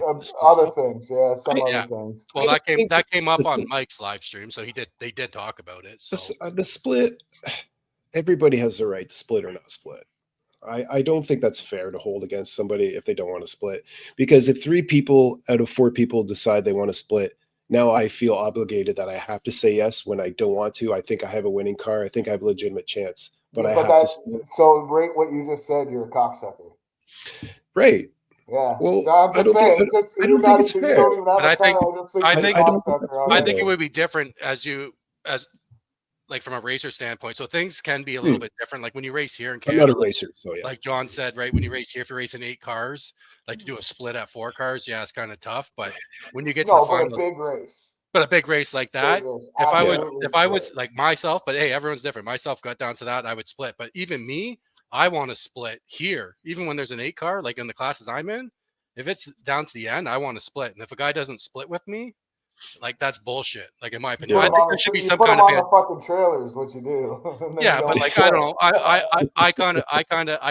I kind of side with So Turbo John when it comes to splits, and then when it comes to having payouts at different levels because it costs a lot of fucking money. it does. to That's compete Even in even a races, couple right? $100 helps the gas. So listen, Yeah. we're at KD. We're in fucking second chance race. It was a good payout for second chance race. Mhm. We had that fucking whole field covered by 3-4 cars, every single one. And you want to know what happened at the end? The guy come up and said, "Hey, do you want to split?" And I said, "I don't know. You're gonna have to talk to the boss man." And you know what Landon did? He come over and asked me, "Do you think we should split because we got this covered?" I said, "Listen, if you don't fucking split with him at least 20%, you know what's gonna happen? We're gonna go up to the fucking line, and the car's gonna die, and we're gonna lose, or Karma. we're gonna have fucking karma." Yeah. It's just as a racer, I get that too. Yeah. if it's a fucking event that pays out well, you should split to the fucking semis. At least a little bit. Let fourth place have their fucking buy-in back at minimum. Even if it's something like that, okay, I can You know understand what I mean? that. I'm not I can saying understand split it 4 fucking ways, but give. Well, that's what I was. That's what was Yeah. my impression No. of it was No, they were no, split you it wouldn't do that. for like Like Give like 500 25, bucks or 25. something, Yeah, 500, yeah, exactly. 500, Give and them then both $500 in the Yeah. fucking semis. Oh, that's and fine. then Yeah. split. Yeah, to make it through right? 102 Oh, yeah. cars down to Yeah. the I last totally agree with 6 that. or whatever, 5. Yeah. Sure. Like I don't yeah, know. I'm built Sure. different. So take that's the way I 2,000 would for do those it. guys, and then I think it's I'm just not- fair, and yeah. I think races should actually do it more like because Mike did that with his small tire. You might be doing the same thing in February. I like that. I like that. You know, if you make it a couple rounds, you're going to leave with a little bit of money. But some people go for different reasons, right? So I when I'm doing this stuff, I do it. It's for fun, right? But then you get people that are there and literally like it's a business, and we're here to make money, and we don't give a fuck. It's not here to have fun. Yeah. It's not. I It's to feel like win. you get to that point, you just might as well fucking. This isn't fun You're in it for the wrong anymore. reasons. I, because, you know, I guess I'm in it for the wrong reasons because I just like the race. I like to have fun. you're in it for the right reasons. It's your But passion. Right?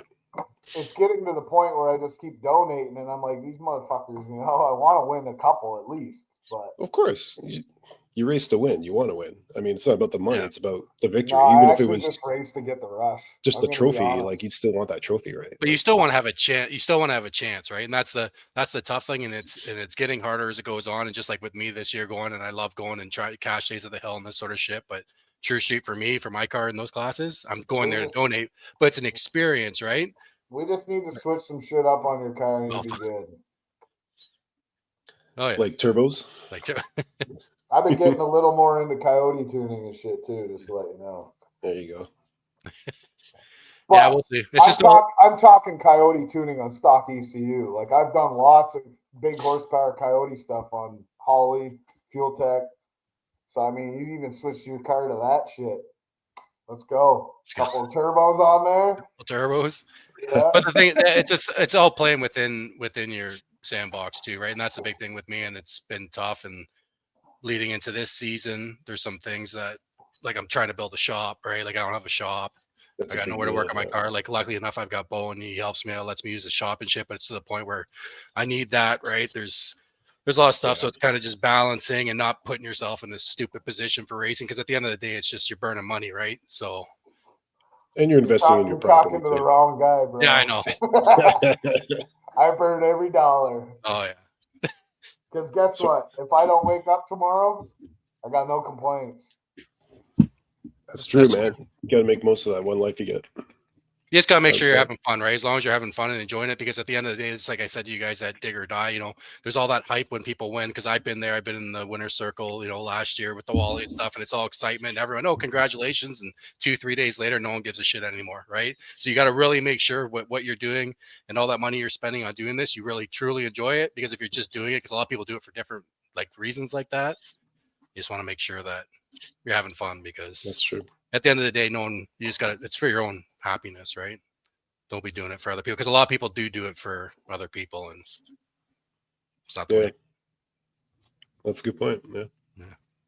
That's a good point. Well, that's my TED talk.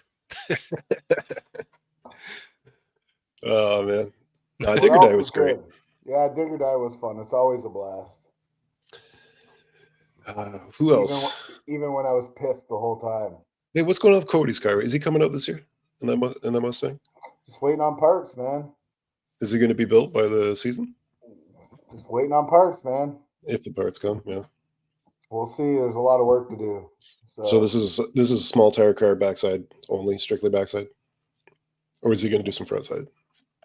I don't know yet. We'll see. Maybe cache or something like that. But I think he just needs to worry about learning how to drive it first before he. Is it him or is it the truck? Is he waiting for something to get up on it? Like, is he looking at his dash, waiting for something to come up or something? He's foot braking, right? So, right. But I'm going to tell you right now, it's like, and I don't mean to do this to chirp Frank, but look at Frank. How many times has that fucking guy spun out in that car? It's not all-wheel drive. And Cody, that's what he's used to, all-wheel drive, where the car you just point it and it goes. He's gonna, right. You're going from a 1,300 horsepower Trackhawk that has full traction basically all the time to a 1,500 horsepower fucking car that only has two wheels driving it. You need to learn how to drive that. I don't care who you are. Yep. No, you're right. You got to get used to it. Especially if you don't have a lot of driving experience. Like, and I'm not talking like just regular everyday driving. I'm talking, big trucks and driving up and down mountains and this and that everywhere, different racing styles. I have that experience, and even if I jump in somebody's car, there's still a fucking period to learn. Mm-hmm. You can't just jump in it and be a gangster, right? So, and he's gonna have wheelie issues and this and that, right? Like he's got to learn. I don't know if he'll have that. I'm gonna try and keep it easy, but he's still gonna need to learn how to drive the car. Yeah. Learn to be disciplined and get out of it is probably the toughest part, but never lift. Yeah, that's the problem. Unless you're paying for it. That's I've had pretty good luck. My car goes pretty straight, so and it doesn't make a ton of power. So even I've thought about it. Like, makes 650. But the car? Yeah. No, it should make around 850. 850. Yeah. You cut a light every single race, though. Every race doesn't matter. Like for the most part, yeah, it's usually pretty good. Like you've jumped twice in your life? Like you cut a light every time, and it fucks the next lane every single time. Like you're out on it. You know what I mean? Like, what does that do to somebody's head who's still on the line and you're 30 feet ahead? But I think right? that's the thing with this car too. It's kind of like my car's at that power level where it's like just the happy medium. You know what I mean? Like it works. It's not too much power. It kind of just does its thing, right? So like I've even thought, because I haven't driven anything like Trevor's car or Mike's truck sort of shit, right? Like I'm sure I'd be fine, but like I'd be a little bit nervous hopping into something like that, right? Something that runs low fives, mid fives, like that would be a little intimidating. But one thing I did notice is funny as I was watching, I'm sure you guys watched, I think Ben watched it, Kalidas' Christmas tree race, and the in-car footage from Charlie Brown and in Billy's Nova. Holy fuck, man. They just let go of the button. There's no steering, nothing, straight down, hit the chute. I'm like, holy I was going to say, you'll probably find it easier driving those cars. Like, especially on the surface. You're not doing as much. I was like, they didn't even move the steering wheel. Yeah, like, because you're on a track. I know, smooth. But it's just, but it's just crazy how smooth and like, because I always watch like it's no prep stuff all the time, right? Watching, so I like watching that with the in-car was like, holy fuck! Like, I don't think Billy's steering wheel moved. I don't think he didn't have to drive that car. Yeah, and I'm like, wow, it's pretty interesting. Just kind of seeing that kind of power, right? Flypaper. See, I don't like that personally. I like when the car's out of shape all the time. Oh, me too. That excites me. That's why I thought it was pretty interesting watching that in-car from that race. And I was like, holy shit, like it's just let go of the button and literally straight down to the end and hit the chute and it was done. It's like 660 or 670. Like, do you think Billy's going to convert to a front side? You think he's losing interest in this backside shit? Yeah, well, they bitched about it for about a year, so I'm assuming they're going to go start racing it. Because there's a lot of radial shit down in Ohio. Like, there's places for them to go. I think they're going to switch gears. Isn't it crazy, right? Like, get all angry about these chassis cars, and now they got chassis cars, and now they're going fucking race. Like, Now they're They going to go on the got TV everything. show. No, they got one for every class. They've got everything, so they got a car. So they can really go do whatever they want. They got a car for every class, which is a lot of people probably wish that they had that. And they were able to adapt to every different surface and track in different classes. And I got nothing against Billy either. I'm just saying, you know. no, like fuck.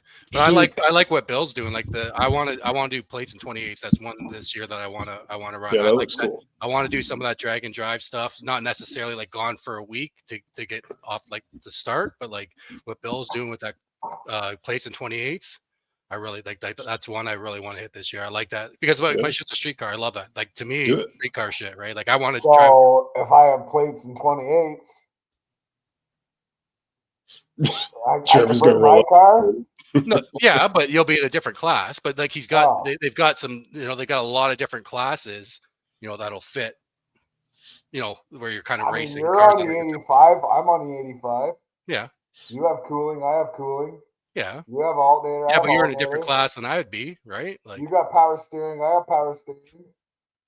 You got stock 4. I got a stock 4. Mr. Gray area over here. Yeah, I know.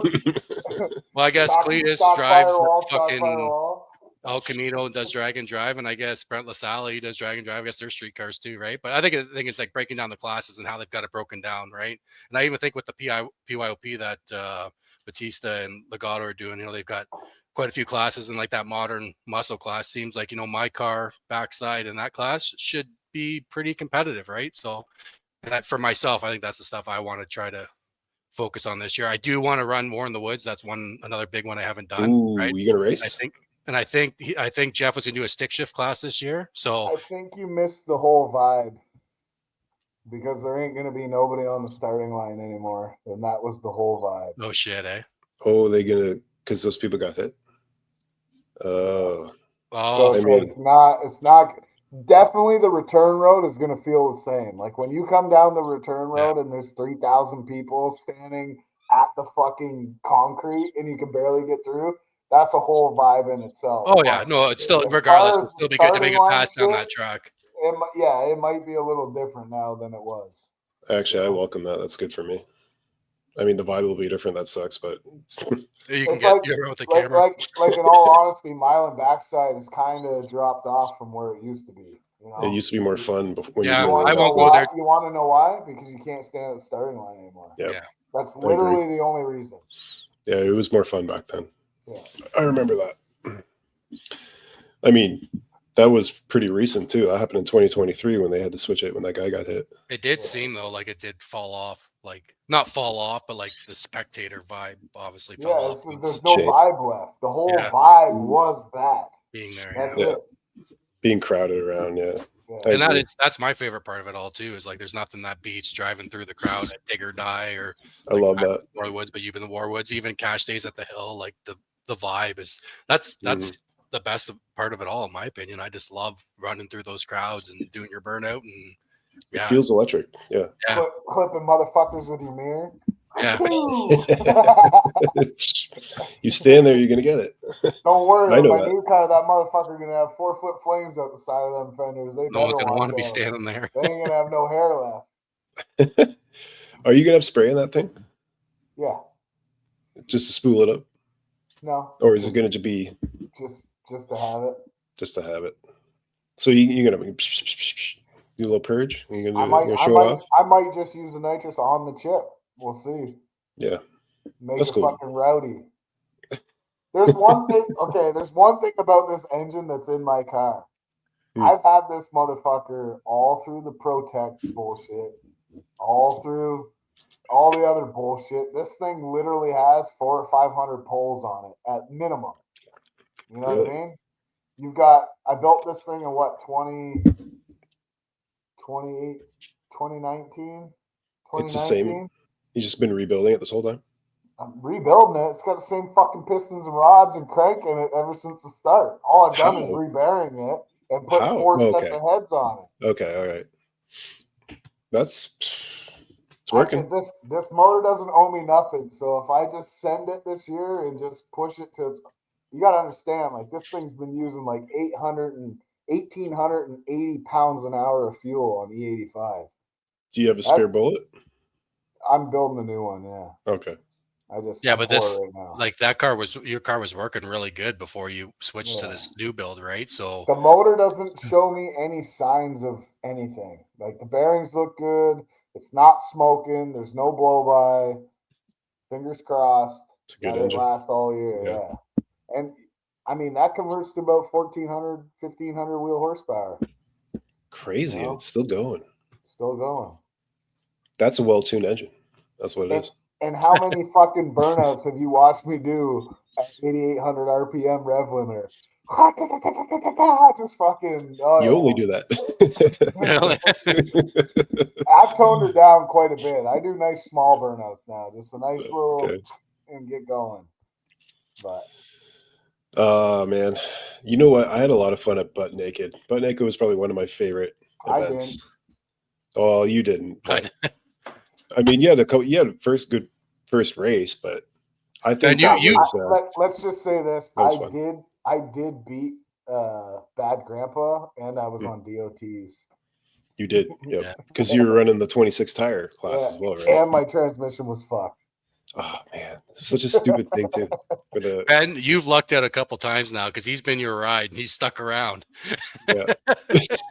I think you're the fucking bad juju now that I'm thinking about it. What did I do? Yeah. Oh, get out of here with that. You I was sound like thinking- Sherm Baker. Good. He says, I would come with the GoPro. He's like, oh, I'm going to lose now if you stick that on there. And then he goes and wins. I was watching Butt Naked live when you were streaming. I remember sitting there going to Lindsay, and I'm like, Trevor's gonna want to be leaving. Trevor's gonna want to be leaving. He stayed for an extra day. He stayed the next day as well. Yeah, because But I mean, everybody was there. It was a fun day or a fun weekend. I will say I was fucking nervous at about 600 feet. I thought that car was coming around me. I was so far out on him, and I just didn't have nothing left in the tank. It was just slipping. Right at the end, and he's coming. I'm like, fuck, he's gonna come around me. That was a photo finish, man. That was a good race. That was. You know if New Year's is happening or no? It's done. It is done. Eh? Oh, the pad's done. Yeah, I guess the mayor's getting involved or some shit. Yeah. So I hear. If people actually showed up and started to go do that, I think they're gonna go to jail. So that's serious, huh? Well, that's too bad. I seen a video of the mayor saying that they have a whole dedicated task force to this event. Holy shit! So, damn, it's like hit it corner, man. So, yeah. I'm glad. I'm glad I got to go do it. Yeah, I made did it last year. At the 5 and the pad. Yeah. What round did you make it? At the 5, he got taken out by Tommy. But it was Tommy, right? Yeah, it was Tommy. That's right. Yeah, but he at the 5, your shit was moving though. Like, you were fucking gone. I made a. Like, it was a fast pass at the fucking. Because he had to go to the other location. It was like a fucking. I threw something at it, and I'm like, I don't know if this thing's gonna stick, and it stuck. So I was like, wow. And then we were up 30 hours. Got up with Tommy at the pad. Crazy. And I'm like, you know what? I made changes like 6 times to the tune-up. And then right before we went to race, I just woke up from a nap. I said, I need more. Tommy's fast as fuck. Yeah. And you hazed the tire. I should have just, no, I didn't haze the tire. You just lost it. I moved about 50 feet and the fucking thing went to 9,000 RPM instantly. Oh. What am I going to do on New Year's Eve now? Shit. For years, been watching that live. Yeah. Wake up in the morning and it's still semifinals. Hey, why don't you come down here and we'll go to the States and we'll go to fucking K1 kart. K1 What's kart. That? Go karts, man. Oh yeah, is it like shifter carts or what is it? Yeah, it's carts that go like 60 mile an hour. I don't think I can do that. I got bad tailbone. Oh, Lindsay was talking about doing that for my birthday in October, and I'm like, tailbone's whacked. I don't think I can sit in a go-kart. When's your birthday? It was in October. Yeah, we didn't end up going. 26. Oh, mine's in 14. Same day as Chris Lane. Same year, same day. No kidding. That's unfortunate. Chris Lane, Chris Pegelo. Scorpios, baby. Scorpio. Well, why don't you just bring your fucking butt donut? I actually got it here. I'm actually sitting. Your butt donut. There it is. And then perfect. You put that on the cart, you'll be fine. It's funny you said that because I actually specifically brought in here. I'm like, I'll probably be sitting for a bit. So No, actually, let's tell the audience what really fucking happened tonight, all right? When I contacted both of you fucking guys to do a podcast, the one on the bottom said, I need half an hour because I got to do my hair. No, Oh, the really? kids were up. Yes. And then the one on No. the top right here, Pegelo, Shit. said, bro, I need at least 25 minutes to straighten my beard. I believe that. I gotta make sure the beard's straight, bro. Okay, come The on. first time in my whole entire life that I've ever seen a full-grown fucking man with a beard straightener was in the motorhome. I mean, you gotta keep it clean. Getting the. I was like, what the fuck is that? A curling iron? You gotta keep it No. looking good, man. Keep it nice. Hey, when you have a beard, you gotta take care of that fucker, right? So That's true. I don't know how you guys do that shit. take I have pride no in the beard. It takes patience. a lot of work, but I don't want to I come don't on do a podcast. I don't know how many people are gonna watch this. I'm sitting here, fucking hair all whacked out. If it gets too long, all I do is put number 2 on the buzzer and just and it's done. That's how I used to do, and then I got past that point and just. I can't get past that point because it starts looking like fucking ass. Homeless. You look homeless. Yeah, that's the homeless point. Yeah, it's a tough point to get past. But once you get past it, but my beard's all gray, man. Yeah, but you don't have the double chin, right? Yeah, so I started getting the double chin, so I had to. Yeah, I still got it. You grow this fucker and it's gone. You're beauty again. Oh, that's too much maintenance. No way. It is a lot of work. Yeah. No, your fucking hairdo is too much maintenance. No, that thing's OEM, bro. That thing's like I've known this guy for like 25 years, and that's OEM. He probably wakes up and it's like that. That motherfucker spent 45 minutes in the motorhome fucking gelling his hair. Did he? Oh yeah. Dude, it takes like 5 minutes, not even. I just get it wet and I just go whoop. It has been the same hairdo since I met you in 2012. I had this since 1998. Yeah, that's the old Caesar cut, right? Great, yeah. Number 2 Caesar, 1998. Freddie Prinze Jr. I had the same cut because I went from grade 8. I went into grade 9 with an undercut. I still had an undercut going into grade 9. Yeah, I got chirped. So within like 2 weeks into grade 9, I was Caesar number 2. Yep. And then I was in the good books. And then you had the highlights on top of that. Oh yeah, I did the M&M, the blonde. Oh yeah. Yeah, I did that too until I became George Costanza. Oh, you lost it. Yeah. How old are you? R.I.P. About 5 years ago. Oh, okay. So recent. That's all right. I felt bad for the guys that were losing it in high school. That's a tough one. I grew up with a guy. Oh, you know him, Dave Jackie. Yeah. He started going bald in junior high. Yeah. Why can't? No, my problem is like if you're gonna fucking go bald on the top, you might as well be bald on the sides. Why do I have to fucking shave it every 4 days? Bullshit. I mean, it depends what you want it to look like, right? Like some people just lose it here and they got it here. It's always cut down, but yeah. But that looks good with the beard, man. Like the bald with the beard. That's good. Thanks. I like thanks, bro. Nice. No homo or anything. I'm just saying it looks good like that.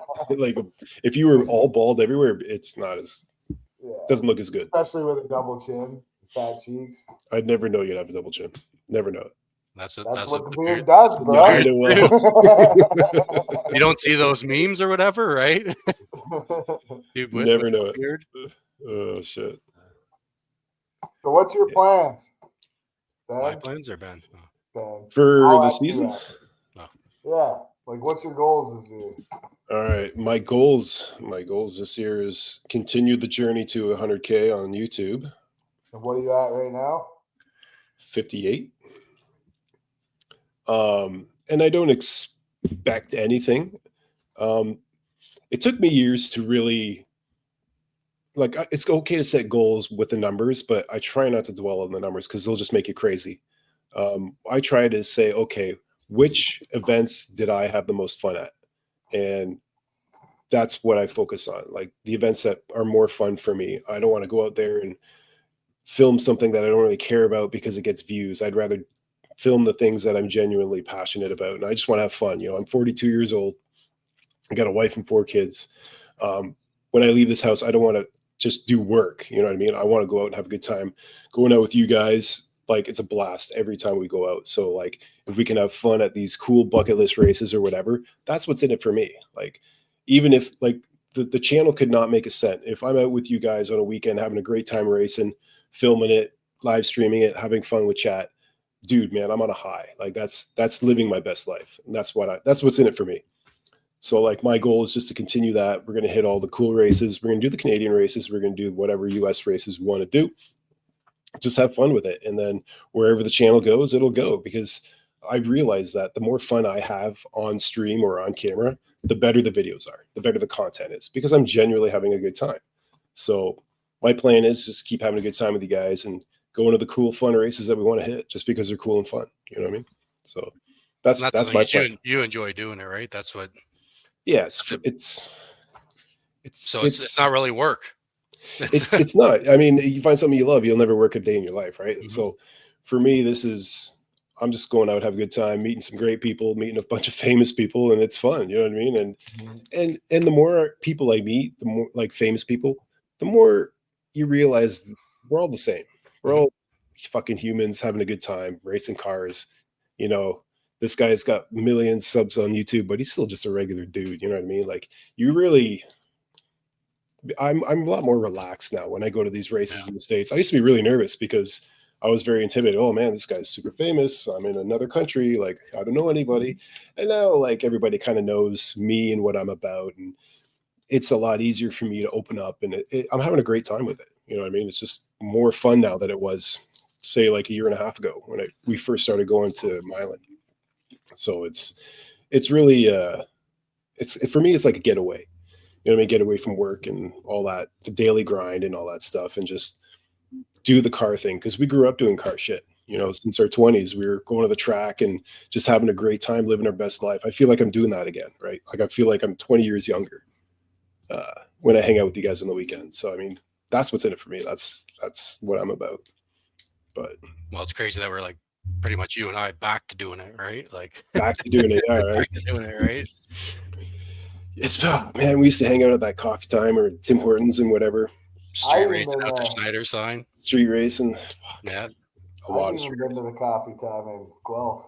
Yeah, man. Back in the old Guelph racing, Vital Motion days. Before I even knew who you guys were.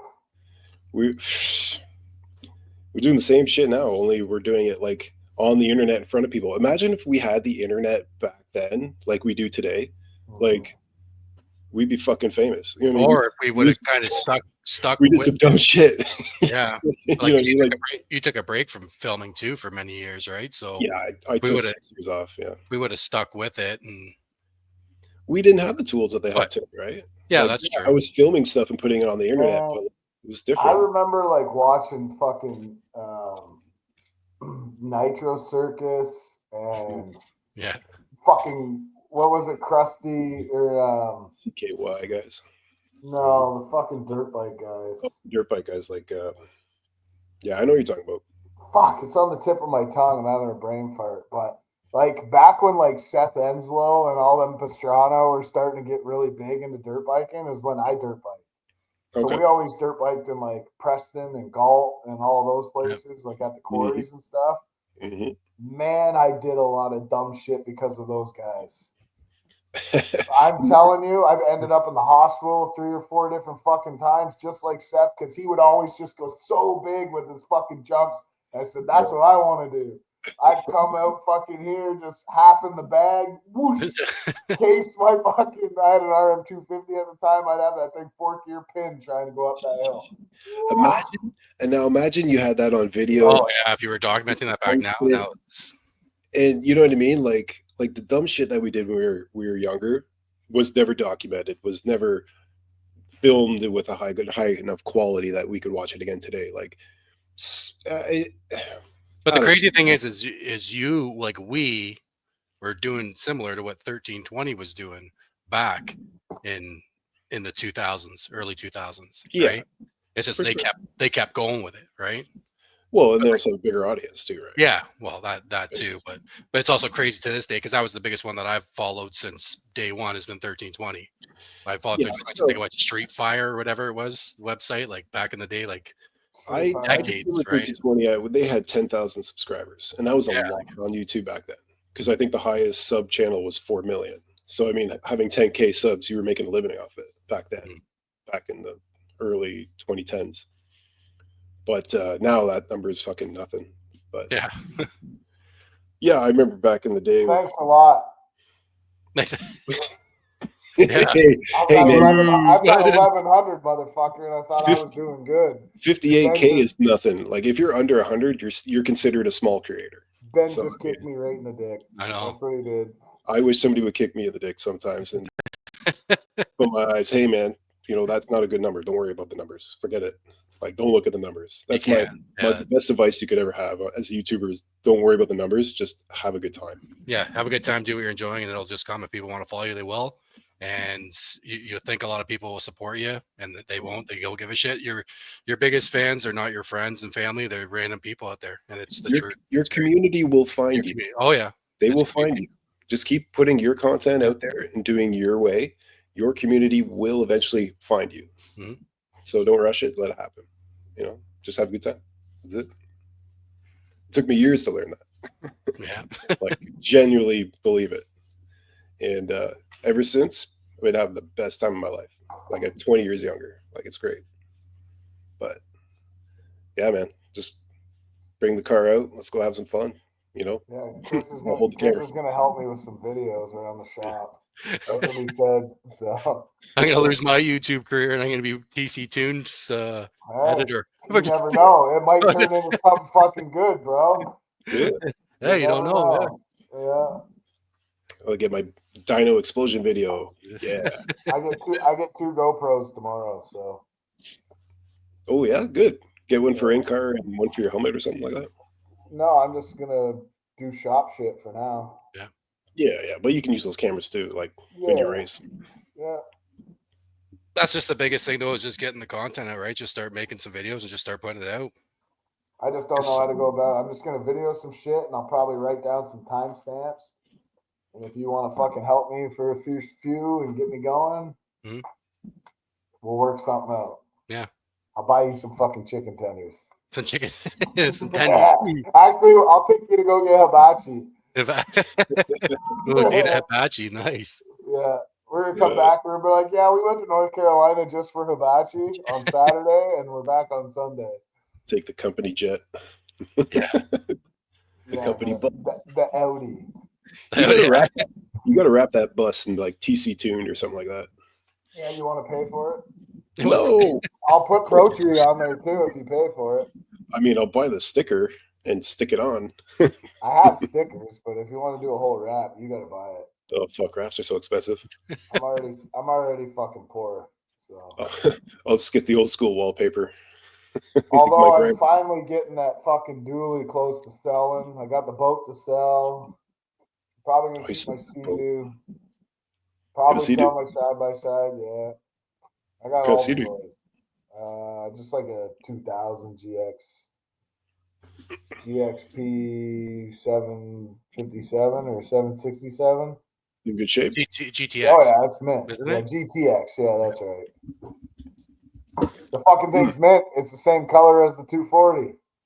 Of course it is. That's good. No, it's pretty mint. It's got 400 hours on the clock, but like I redid the whole thing. Okay. Motor, everything. Yeah, those old 2-strokes are pretty solid. Direct injection? Yeah. Yeah. Still 2-stroke, but direct injection. Yeah. It's got a small leak on the one oil seal, like if you let it sit all winter and don't kick the line off. But I mean, if you use it in the summer, it doesn't fucking do anything. So if you let it sit all winter, it'll get enough oil in it where it won't want to start because there's so much oil on the plug. But I don't give a fuck. Thing runs mint. I paid $1,500 for it with the trailer like 5 years ago, 6 years ago, and I've been using it ever since. So that's good. Well, I had an old one like that too. I had an 03, and then I got rid of it and got the 22. That was a couple of years ago now. And that's what I say to people: the one that I paid $5,000 for gets me to all the same places this new one does. Yeah. This new one was a hell of a lot more than the $5,000. 20 grand. It was after tax, just shy of 30 without a trailer. Fuck, bro, that's a fucking car. Yeah, but that's a fucking GT Mustang, bro. It is, I know. But she's a unit. She's got the stereo. It's comfy as shit. Sure. 300 horsepower, supercharged. Like it's supercharged. Yeah, oh yeah, That's it. It's a unit. Trust me, I'm the one that gets addicted to doing shit like that, and I'm not doing it. I'm forcing myself not to buy a supercharged Sea-Doo, even though I want one. Yeah, they're sick, but it gets tough too because you can only use it so much too because you got to travel everywhere to use it. Yeah, It's but nice you to have, right? still have a supercharged Sea-Doo. I know, yeah. And it's nice. So if the car's broken or something, or you're just pissed off at the car, you just go. You know it as it is, right? Being out in the water is a different vibe, right? Like It's you can't. Yeah, it's relaxing for yeah. sure. I definitely do want a new Sea-Doo, but man, I do this shit all the time. It's like everything I have is supercharged, turboed, fucking air ride. Like everything's Yeah. custom. Like I just waste so much money. Because you I'm got to just touch it. That's like when I got the CD message you when we tuned it. I'm like, bro, it's 300 horsepower. Like we don't need to tune this thing. Well, I can tune it. I know you can. I just fuck. Like I said, I literally have, and this isn't to brag, but it's like at some point you got to sit down and when you have no money, you got to evaluate what the fuck you're doing. And like I Yeah. said just 5 minutes ago, I got a mint boat, a mint Sea-Doo, a Side by fucking side. turboed side by side. I got drift trikes out the fucking ass. I got an Oh, Audi yeah. S4 for a daily. I got a fucking dually 3500 truck. I got my RV. 18. I got the RV, my 18 fucking Ram limited Laramie. Like, what the fuck am I doing? Like, How do we get those drift trikes on the bus? bro, those things are We so gotta bring fucking that shit to fun. the track. I'm telling you right now. You want to feel 20 years younger? Yeah, You need a drift trike. yeah, I do. Like, it's absolutely fucking hilarious when there's 3 or 4 of us ripping through Brigden. You've seen my little town. Yeah, We rip through Brigden. We're all 35 plus. that's hilarious. And like, I tell this story to people in person. One day we're out on these drift trikes. It's me and fucking Corey, and he breaks down. Right, he broke Brandon's. I can't remember what happened. I think a chain come off. So I went and got tools to fix it. I come back, and there's like 5 12-year-olds surrounding Corey on this drift trike. So I like come around the corner, not realizing they're there, fucking sideways, got all these tools in. You know, I drift up and I get up close to him. I whip a 180 and give him the tools. And all these 12-year-olds are like, these things are fucking sick, man. They're like, oh, they're Yeah, like, did you build these yourself? So I'm like, well, no, but we could build you one if you want. They're like, oh man, these are fucking awesome. Like they're following us around. I'm like, we're fucking 40 years old and we have 12-year-olds like literally thinking we're gods right Yeah, but you were that 12-year-old at one point. Yeah. We true, all were, right? true. Like the And older then dudes that had the sick toys. like a week later, I'm fucking bombing around just by myself, and I come flying, in front of my house there, and you know how it goes around that funeral home, right? You turn right at the funeral Yeah. home where you guys go there. So I'm like coming up to the funeral home. I just drift past my fucking my driveway, like completely sideways this way, fling it back this way. Well, doesn't the undercover cop come around the fucking corner? He just happened to be turning left as I'm completely sideways. So I'm like, oh shit, like hit the front brake and like straighten it out and just like get back into my lane. And like I got no helmet on. I'm 40 fucking years old. You know what I mean? On this fucking trike. And I'm looking right at him and I'm smiling and he just smiles at me and shakes his head and keep going. Yeah, but like You're fucking like Nice. like I'm picturing this in my head, but like as the cop, like you're on this drift trike, like what can they nail you with? Is like That's too much I paper. wouldn't even know. Like what I don't know. this No 40-year-old on the helmet. drift like what I don't even know. Like is this illegal? Is it right? Like It's crazy because when we got these things, it was like, man, people in Brigden are gonna fucking hate these. And then when we're 4 deep flying down the roads, even all the old people sitting on their porches drinking, they're all like thumbs up, like those are hilarious. Because they are. They are. They're awesome. They're fun. They're awesome. I don't Hell care yeah. what anybody says. I want to ride it so bad. I'll have some new PVC for when you come down next time. Yeah. You can crash it into a tree by all means. Bring my own Brandon thought he was a hot shot the one day. I'll send you this video in our little group there, but he was flying down the road just trying to show off, and he's like, "Take a video for my missus." So I'm taking a video, and of course he shows off way too much. He's just flying down the road completely sideways, fucking bangs it this way. It comes around, and he lost it, and just right into the fucking curb, bent the wheel, flies off the fucking trike, and I'm like, oh shit, I got that on camera. There's no belt or anything on it, eh? No, it's a chain. Yeah. Yeah, it's fun. I'll tell you what, the side-by-side is probably the funnest. Is it? That motherfucker will go 170 kilometers an hour, bud. It's pretty fun. Oh, that's scary fun. Especially with me behind the wheel. I trust you. That's fast on a side by side. You shouldn't trust me. That's the problem. like, let me rephrase that. You could probably trust me, because I don't want to wreck my stuff. You know what I mean? Like, I'll beat the shit out of it, and if it blows up, it's a different story. But like, I don't want to wrap my shit around the tree. Yeah. But sometimes shit gets crazy. Fair enough. I have no fear behind the wheel, so. Fuck. We're gonna do We'll it. We'll go sometime. It needs a new turbo right now, but we're good. Yeah. It'll be fixed here soon. Any luck finding any new help for the shop? None. Nobody. I got 2 resumes from guys that aren't registered mechanics. So. Broom pushers, then. It's not that. It's I need the registered mechanics so I can get the in and out work, right? Because that's what's with all the overhead. It's very hard to pay it with just the custom and the tuning. So I need 2 guys at least. Yeah. Because with those 2 guys, I can sign Brandon and Colin up. So then I have 4 registered mechanics. And you just push stuff through. So then, we spend a half a day or whatever it takes to get the in and out shit. When we don't have in and out shit, we do custom shit. Okay. That's the plan. That's the only way I'm going to be able to keep it afloat. Like, I've been juggling the shop with my own money, like the shit that I've had saved. Right. It's starting to get to a point, especially with building this new car and shit, that I'm not really comfortable with. So I got to switch it up. Yeah. If you don't switch it up, you're never going to grow. No. You got to get some regular customers in there to keep the lights on. Yeah. I just got to switch the whole business up. Like, I've played the game, 5 years. So I think it's time to try and achieve something else.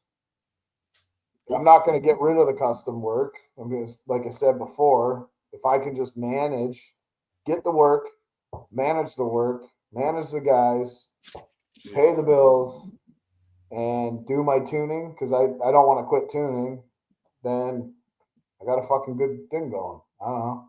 Yeah. That sounds like you got a direction. So that's good. Finally. Only took a year of downward spirals to get there. So trial and error with everything, man. That's at least you figured it out. At least you have okay, this is what I want. A lot of people don't know that. They can't figure out what they want. They just go everywhere their whole lives. So you just got to keep taking risks, and that's what you've done, obviously, to get where you are. Is yeah, lots of different lessons, positive, negative, and keep taking risks and adapting, and just keep plugging away. Yeah, it was definitely hard, especially with the whole COVID shit. Oh, I can imagine. I kind of built a business during COVID, which is crazy to me to think about. A lot of businesses went out. So, I mean, that could have been me. Part of your business is remote, right? So yeah, that's a big help, especially at COVID times. You can tune people's shit from another country.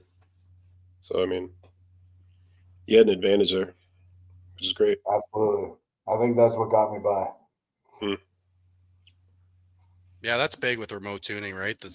You can literally tune anyone anywhere in the world at any time, right? So for a business, that's huge having that. Like, because without having that, would you have made it to where you are today? Probably not.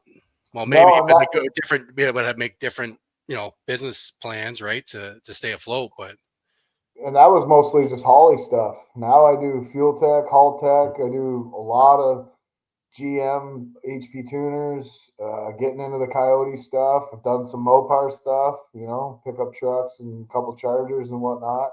Yeah. I mean, it's all generally the same. I mean, each engine likes different stuff, which I'm already familiar with Mopar stuff on Holly. I'm familiar with Coyote stuff on Holly. So transferring that over to the OEM, I mean, it's been a challenge learning the software, but as far as, you know, what you can get away with and what you can't, I'm okay familiar with it. So Good. I mean, hopefully I can get some more remote tuning doing all this other stuff now. We'll see. We're going to be busy this year racing, so it's gonna be a lot of exposure for your business too. So that's. I got it. Remind me if I forget when we get off. I got a recommendation for you on that with the remote tuning to possibly help grow that. Sounds good. You know what we need to do? We just need to win one race a month, and then we can just each month go wherever the fuck we want. That's the plan. That's what we're gonna do. That's a great plan. Isn't that always the plan? Yeah.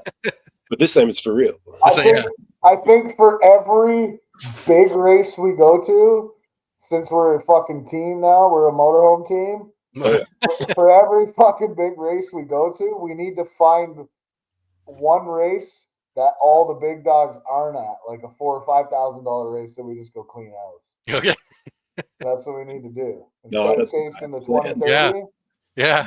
Then our whole weekend's free and we just and those I'm sure those promoters would love to have us. Yeah, and we'll just eat fucking chicken tenders and drive all over the place. Yeah. Oh, I'm sold. You had me at tenders. Hell yeah. Let's go. So we are like, 40 years old, and this is the first time we realized that you could buy 100 and something chicken tenders at once. Yeah. You can get 125 or something. That's because we're Canadian. In the U.S. when you're born, that's like on your birth certificate. You know where all the chicken tendies are in the high volume. They're so good, dude. They are. They're actually better when you buy them and then throw them in the fucking air fryer after. Oh yeah. They were good on the starting line at Dig or Die. I enjoyed every bite. It's like it double crisps it up, and then it's warm, and then you just dip that sauce, bro. Oh, yeah. It's just like, the sauce is so good. Especially after eating Nutri-Grain bars all day, eh, Ben? Oh, buddy. You don't understand how happy I was when I saw that tin foil thing come out. You're like, I brought you tenders, and I'm like, oh, God. I was so happy. I feel like I was catering. Probably ate 25 Nutri-Grain bars. I ate the whole box. I had 3 boxes. Actually, that's what I wanted to ask you, Chris. When you stopped at Walmart, did you get those Werthers? No, I forgot. And I honestly forgot. You just mentioned it. Those were so good. I totally forgot about those. They were apple caramel Werthers. Apple caramel Werthers. Yeah, and he got them at Cracker Barrels where Austin said he had found those. I forgot about those. I totally forgot about those. Fuck. Next time we go, we gotta get some. Those are fucking unreal. Christmas tree cakes. Yeah, I just finished the last one actually. I think that was a couple nights ago. Did you air fry it? No, that was before the air fryer. There's still one in the motorhome. If you want that one. It's on the table. You want to know what I can't find? All the fucking salts and spices that I bought. Oh, they're in my cooler. You motherfucker. They're still in my cooler. Motherfucker. You didn't even message. This guy's been looking for his spice for fucking weeks. And this guy's got. I didn't know they were in there. The wife told me. I tore the whole fucking motorhome apart, every inch, moved the seats under the couch. I could not find these. I'm like, fuck, I threw them out. No, the wife was putting the cooler away, and she's like, what is all these spices? And I'm like, oh, fuck, those are Trevor's. I'm like, oh, I'll see him again. I'll bring him back. Yeah, perfect. At least I know I still got him. I didn't waste the money. Should have gave the guy the heads up, though. He tore the RV apart looking for his salt and pepper. I didn't even think anything of it. They're just spices. But I'll bring them back. Yeah, they're still there. Something you're gonna learn about me is I love fucking spices. Oh yeah. On everything. I have my whole cupboard. I use every spice that's in there every time I cook. Well, maybe not every time I cook, but I alternate them. Yeah. Like every bit of food I cook has got spice. You gotta have flavor. Okay. And I've never tried those spices that he has. That's why I like America.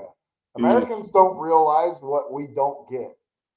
That's so true. like when we go shopping over there, their 75 different fucking Oreo configurations is unreal to me.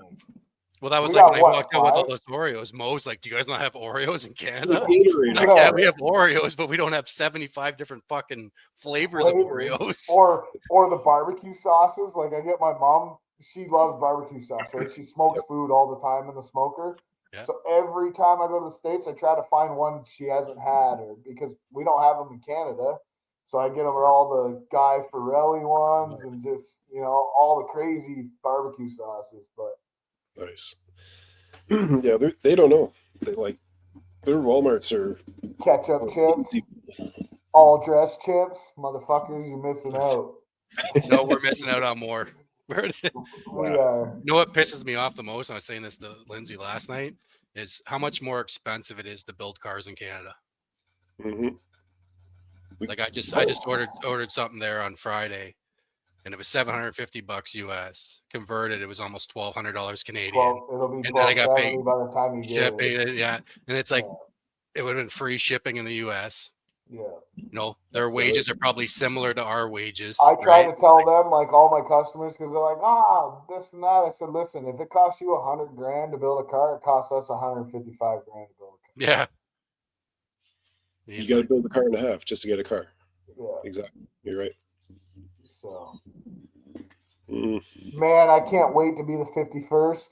I'm telling you, I hope this shit goes down. Come on. If we just all keep talking about it more and more and more, maybe it'll just happen. Maybe we'll wake up one morning and I'll be wearing my fucking American suit with my cape, eating my fucking Christmas tree cake, fucking with a Werther's in my mouth while I'm fucking spraying spices all over my fucking steak, driving my fucking RV. Oh, free shipping, free shipping, motherfucker. Fuck. It would make our lives easier in our industry. That's for sure. Absolutely. I see all these people. I don't want that. That's so bad. And then you look at their profile, and it's like someone that just feeds off the government. Of course, you don't want that. Yeah. Being the 51st state is for somebody that actually wants to do something with their life. Yeah. It gives you more opportunity. Even though you don't think it does, it really does, especially for our industry. Yeah. So what about the healthcare? I mean, you pay for fucking healthcare on your paycheck every week. All you need is insurance. Yeah, you pay for it. Right? The healthcare sucks here. My pills ain't free that I'm doing right now. You want to know why? Because I don't have benefits with my fucking work. So I'm still paying $600 a fucking month in pills right now. Yeah. That's a big deal. Yeah. I thought it was free. Right? No. Nothing's free. I mean, well, let's say you break an arm and you go in and you get treated. Most of that is washed up through the government, right? Well, but you pay for it on your fucking paycheck. You're still paying. How much are you paying? You make pretty good money, so you're probably paying. Let me guess, probably between $450 and $620 for benefits and healthcare on your paycheck. Between 5 and 6 alone is just federal tax. I mean, just that one tax alone, and then there's CPP, EI, and all the like the Manulife and all that stuff. Like it all adds up. Like it's crazy.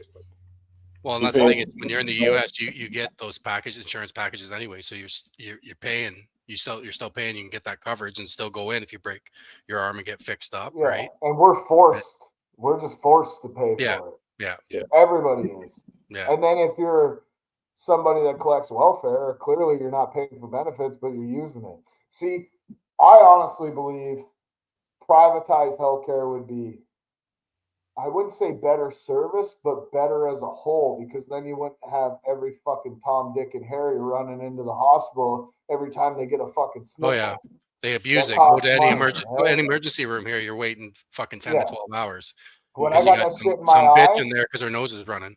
It was 7 hour. It was a 7 hour wait for my eye when I got that shit in my eye. So then I finally found an eye doctor that would do it for me. Mm-hmm. Yeah. And like you're running in there every time you're sick. Like you got a little sniffle. Oh yeah.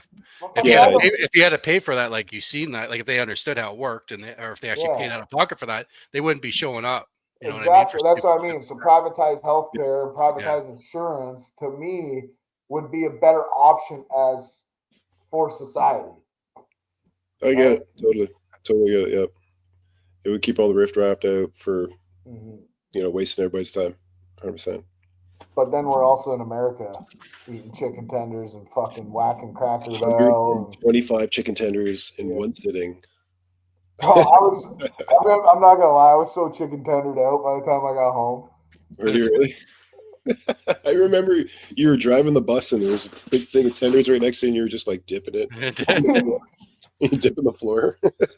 Driving this fucking thing. Oh, it was good. I should take a picture. It was funny. Like I said, we should video our trip next time. Me and Chris were talking about it. Yeah, do a vlog. Just do a vlog, like, and if something happens, we can timestamp it so you can just go in and quickly edit so you don't have to watch the whole thing. Yeah.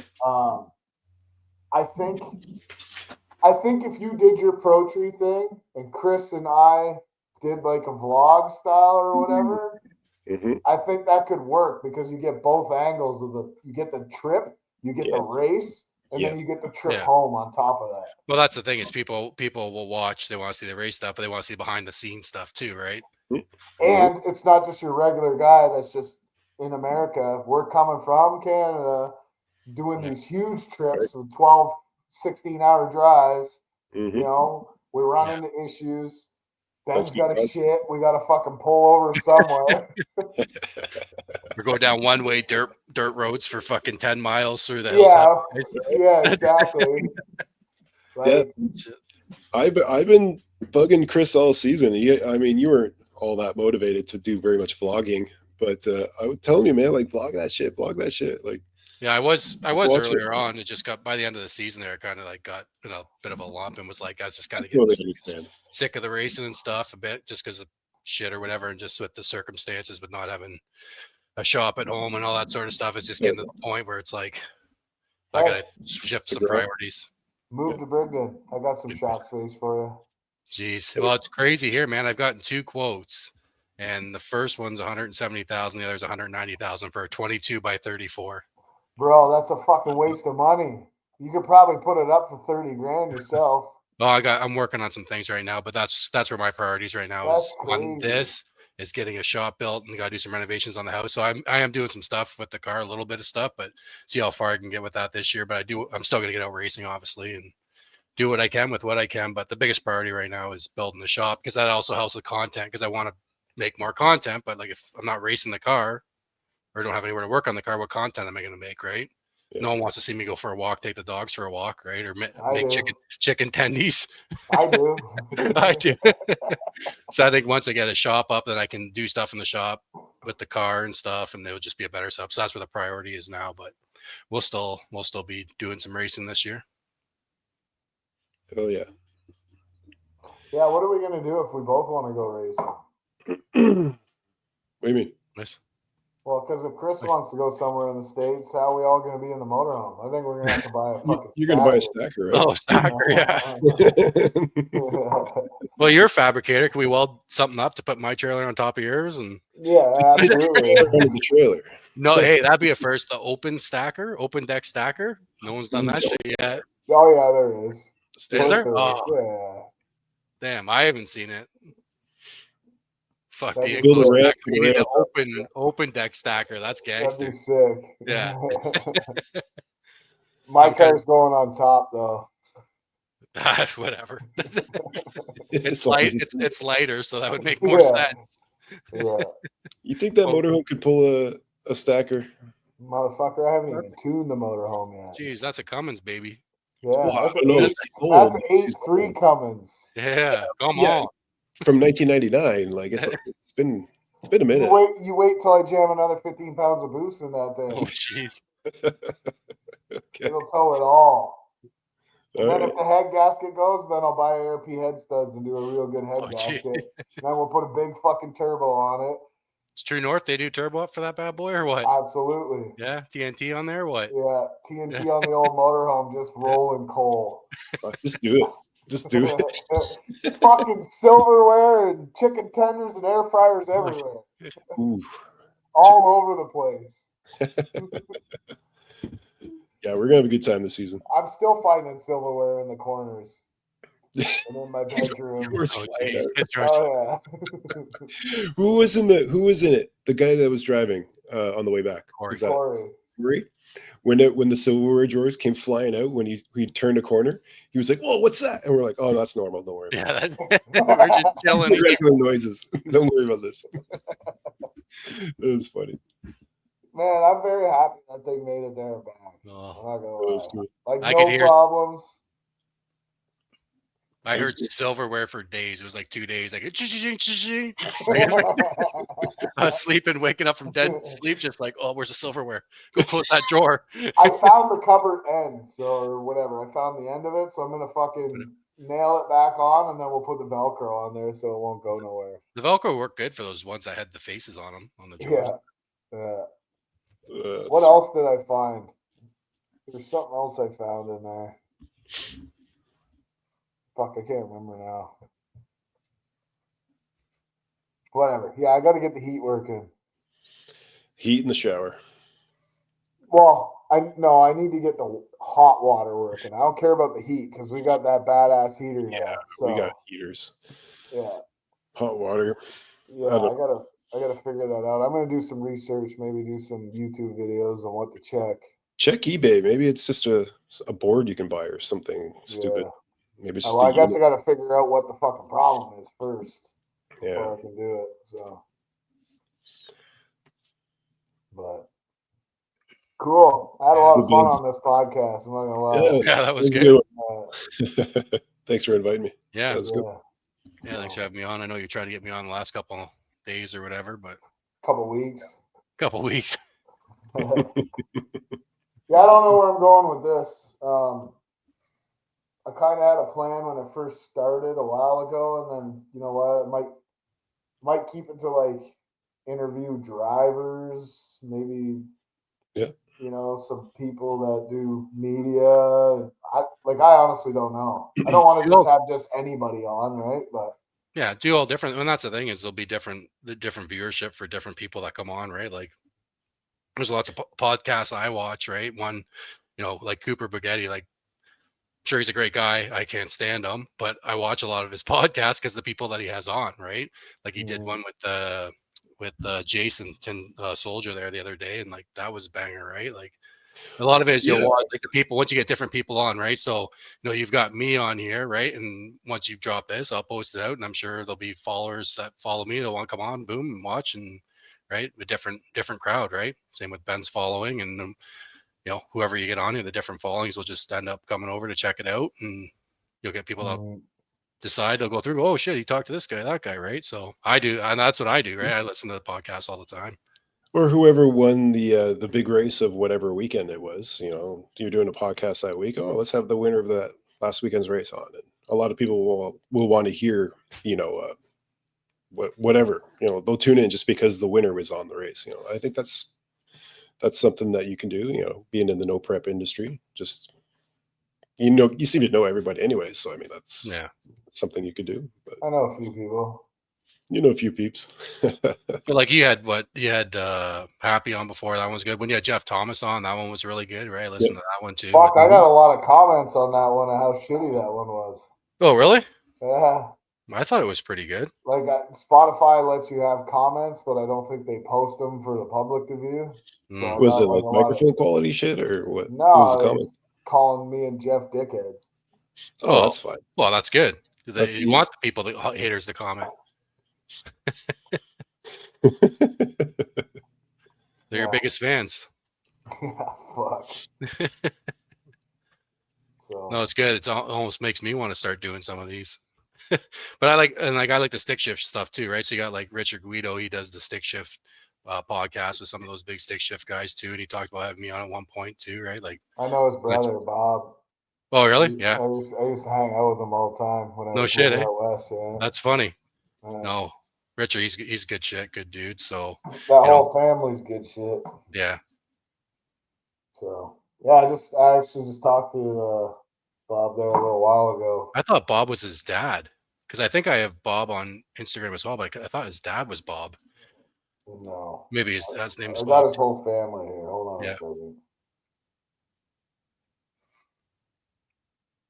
Be nice to link up with him at some point at some I event. He don't goes to see the his yellow. dad's name, but yeah, Bob lives in Grand Prairie. That's how I met him. We used to meet up at, well, we used to have like car meets and shit at Tim Hortons and Remax, and all those boys that live down there. But those guys drive their shit all over the place. Oh yeah, well, yeah. Like Richard, look how much he's going yellow belly again. So that's, that'd be cool too to link up with him at some point. I know we've talked about that being in the same country. Maybe I'm sure at some point we'll end up at the same place somewhere, but seems like a good dude. But that's the thing, you'll get the following for whoever you have on, right? Just brings in different different audiences, right? Mm-hmm. That's how you grow, man. Yeah. I definitely got to get like a platform going too. Like, kind of what we talk about or whatever. I don't know if that's a good idea or not. Like, I like the way it just flows sometimes. Sometimes we get off topic, That's we okay. we start talking about chicken tenders. Yeah. Well, it always ends up going to food, right? That's the one thing I have learned. But it's you want to have some kind of, like, it's all right to do some of that, but also at the same time, it's like once it gets going, okay, now let's get into.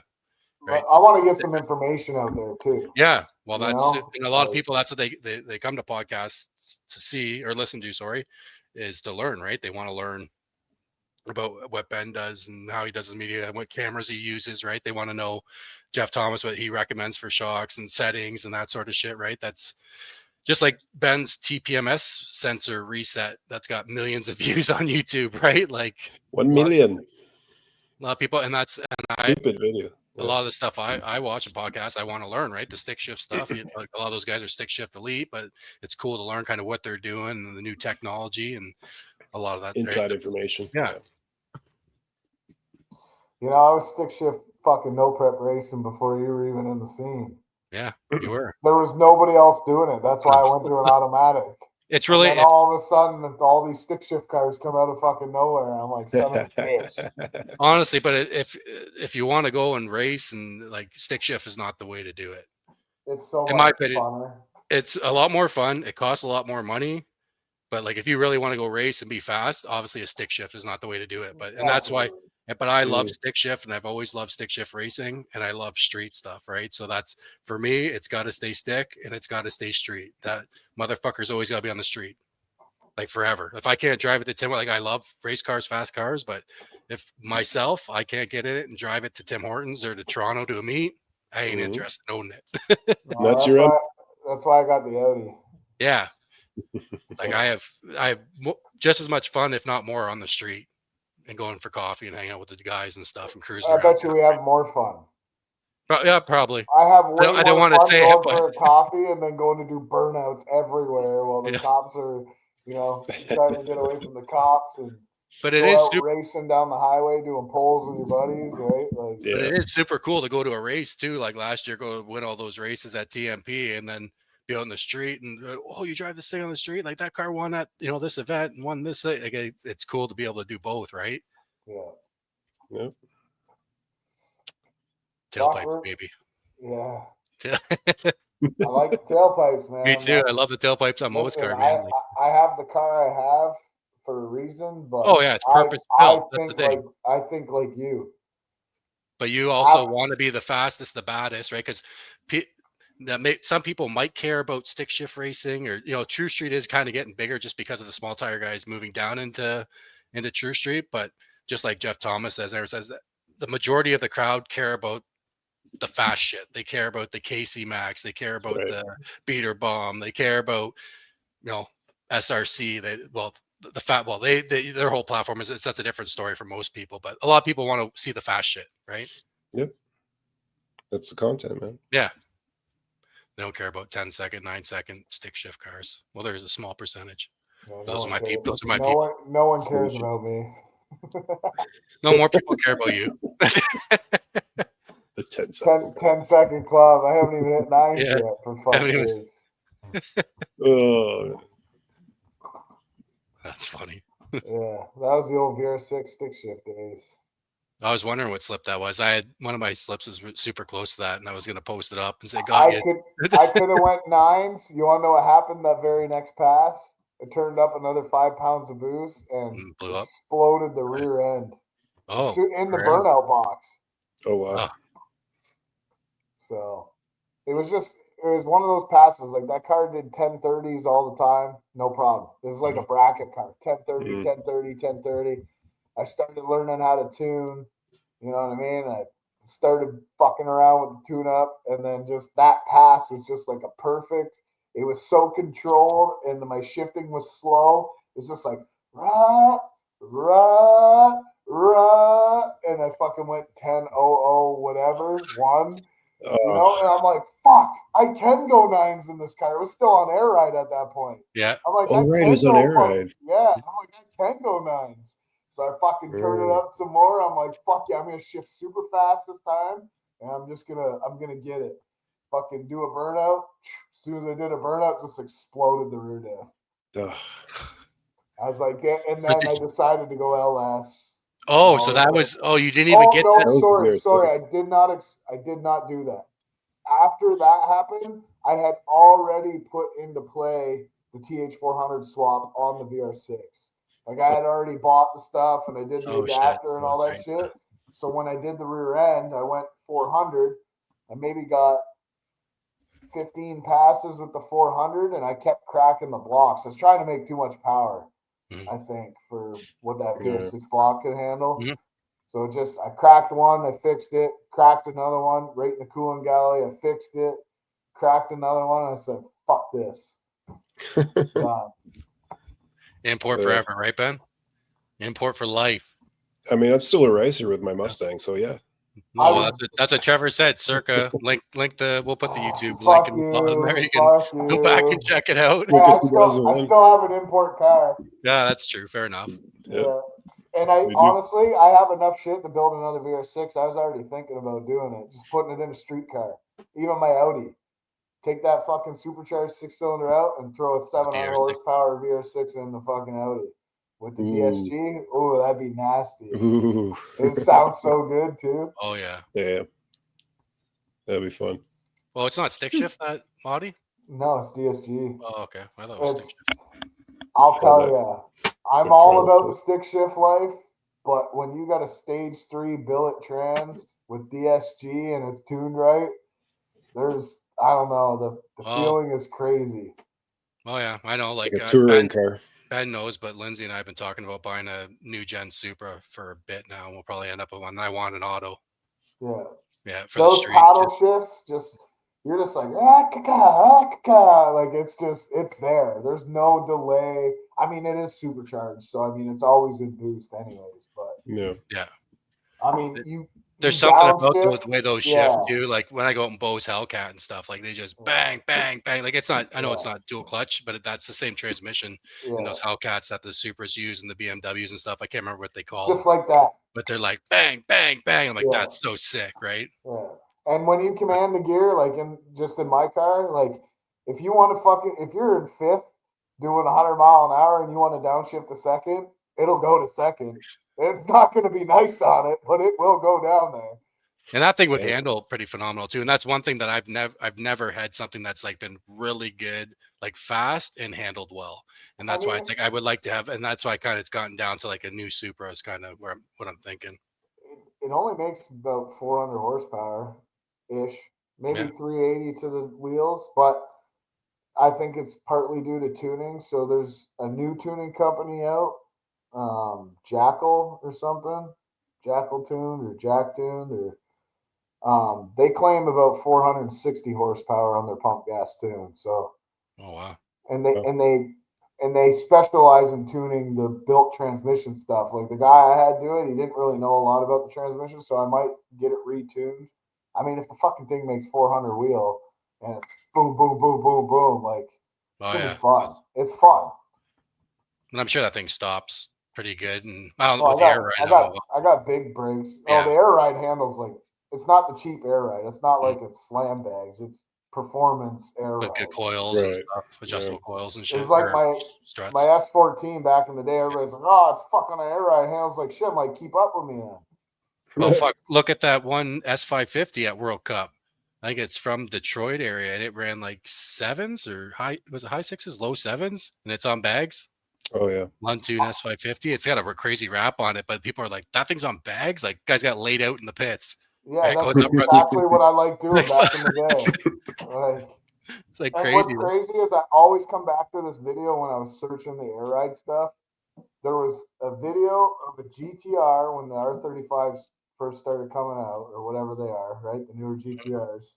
The thing made 1,000 horsepower, and they track raced it. So they had K-Sport coilovers on the first set, and they would do 10 laps.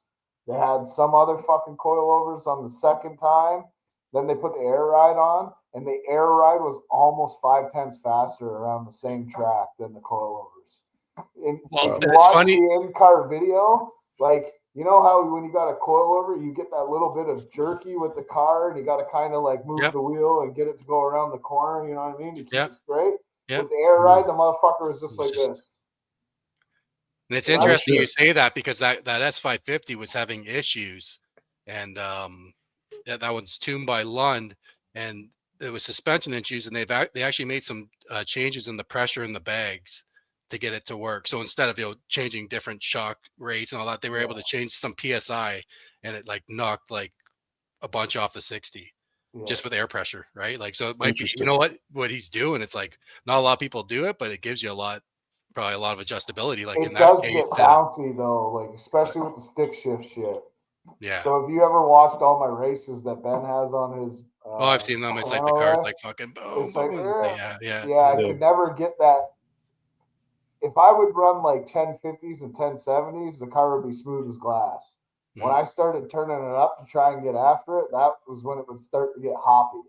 But I also know a lot more now than I did when I was doing that, right? So I probably could fuck with it and adjust it and get it proper.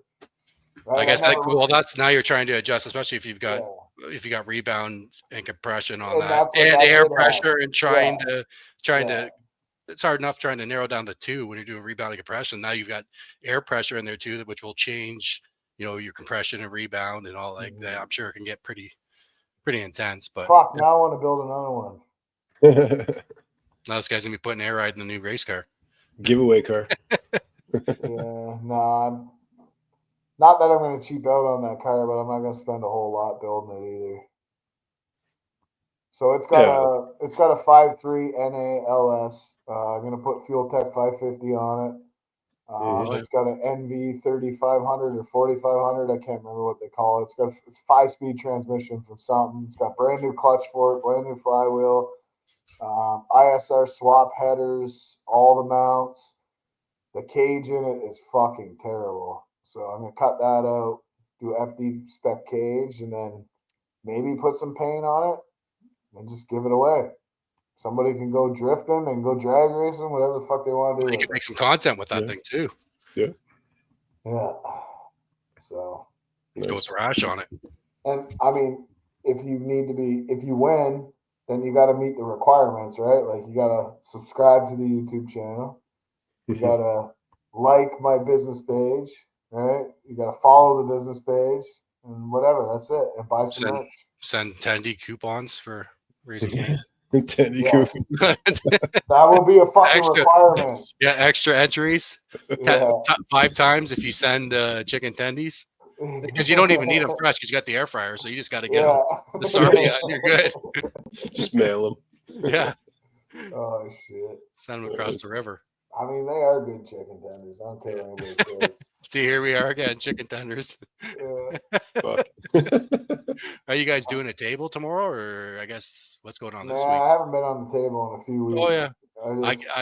It's at a bad time. I'm not gonna lie. Like, no.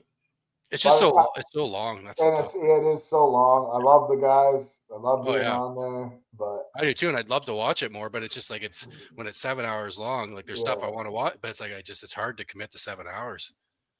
I know we're coming up on 3 here, and I'm like, fuck, are we done yet? Jeez, it hasn't felt like that long. Yeah, no, it hasn't. I mean, we're having fun. We'll do another one, obviously. Once the season gets rolling, for sure. So our first race is February 22nd, and then May 3rd. Is that Mike's? That's if everything lines up and we can get going down there, right? Right. Mm-hmm. So. Oh yeah, 22nd. Okay. Yep. So All good, as all long good. as all the stars align and we're good to go and the car's ready, we'll fucking head down there. Sick. That's the play. Yeah. We'll see how it goes. And then the next shit ain't till May. Well, no, it'll be Unless we April. find that, what's Because in April? well, Porio and Puddle will start in April. Oh, I thought you said May 3rd. Oh, that's for Porio TMP. Puddle TMP, yeah. So April is. Are you gonna do Detroit Hood stuff, Trev? Milan. Yeah, I mean, if I can get across the border, absolutely. I think it'd be all right. Well, It seems to be a lot more chill now. Last time I wasn't. It was fucked up earlier in the season. You're right. Yeah. But I don't know. I see a lot of Canadians on my island now. It seems to be. I mean, at the end of the day, this car is not really going to be plated and shit. So, I mean, I could just go do the deal, yeah. Just do the deal, right? Yeah. So, true. Mm. And then I got the paperwork, and then they just can't stop me, no matter what. Can't stop me. Yeah. Can't stop me. That's Then right. you really can't yell streetcar then. No, well, I mean, I'll drive it on the street. That's right. No, I'm just kidding. That's Nice. screen clip. Fuck the. Never mind. Yeah. You just got your check mark back. Stop, bro. I know. You'll lose it again. Fuck. I might have to get a check mark, man. People buying merch from scammers. Fuck. Step her Yeah, up. you got the check mark. You are the real Pegelos. Oh, jeez. I can't believe that. The problem I have though is the same problem as you. Is when I'd see people with the check mark, I'd be like, "Fuck, what a loser!" Right? Like, buddy, come on, right? Like, you're not that important. And then it's like, if I do that, I'm that guy. Yeah. Don't worry, I still feel like that guy, but it was the only way to get my shit fixed. Yeah. They will not. They literally will not answer you unless you got a blue check mark. And even when you got a blue check mark, you still have. I had to wait all day for them to answer me. Yeah. Yeah. It's true. Like, it's fucking crazy. Motherfuckers, I'm paying $20 a month. You answer me right the fuck away. You don't need that though to get paid like AdSense and stuff, though, do you? No, there is a lot of requirements to be able to get paid though. So I lucked out, right? Because I had 3 reels that went 2 million views. Yeah. So I fucking skipped that real quick. Mm-hmm. And then I had a crash compilation that I uploaded to Facebook. That's how I got in.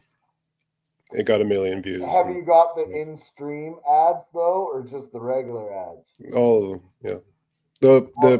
So the Pro Tree Videos page has it all, not my personal account. Oh, so you have the in-stream ads where it's like 2,000 hours or 3,000 hours worth of views? I have everything.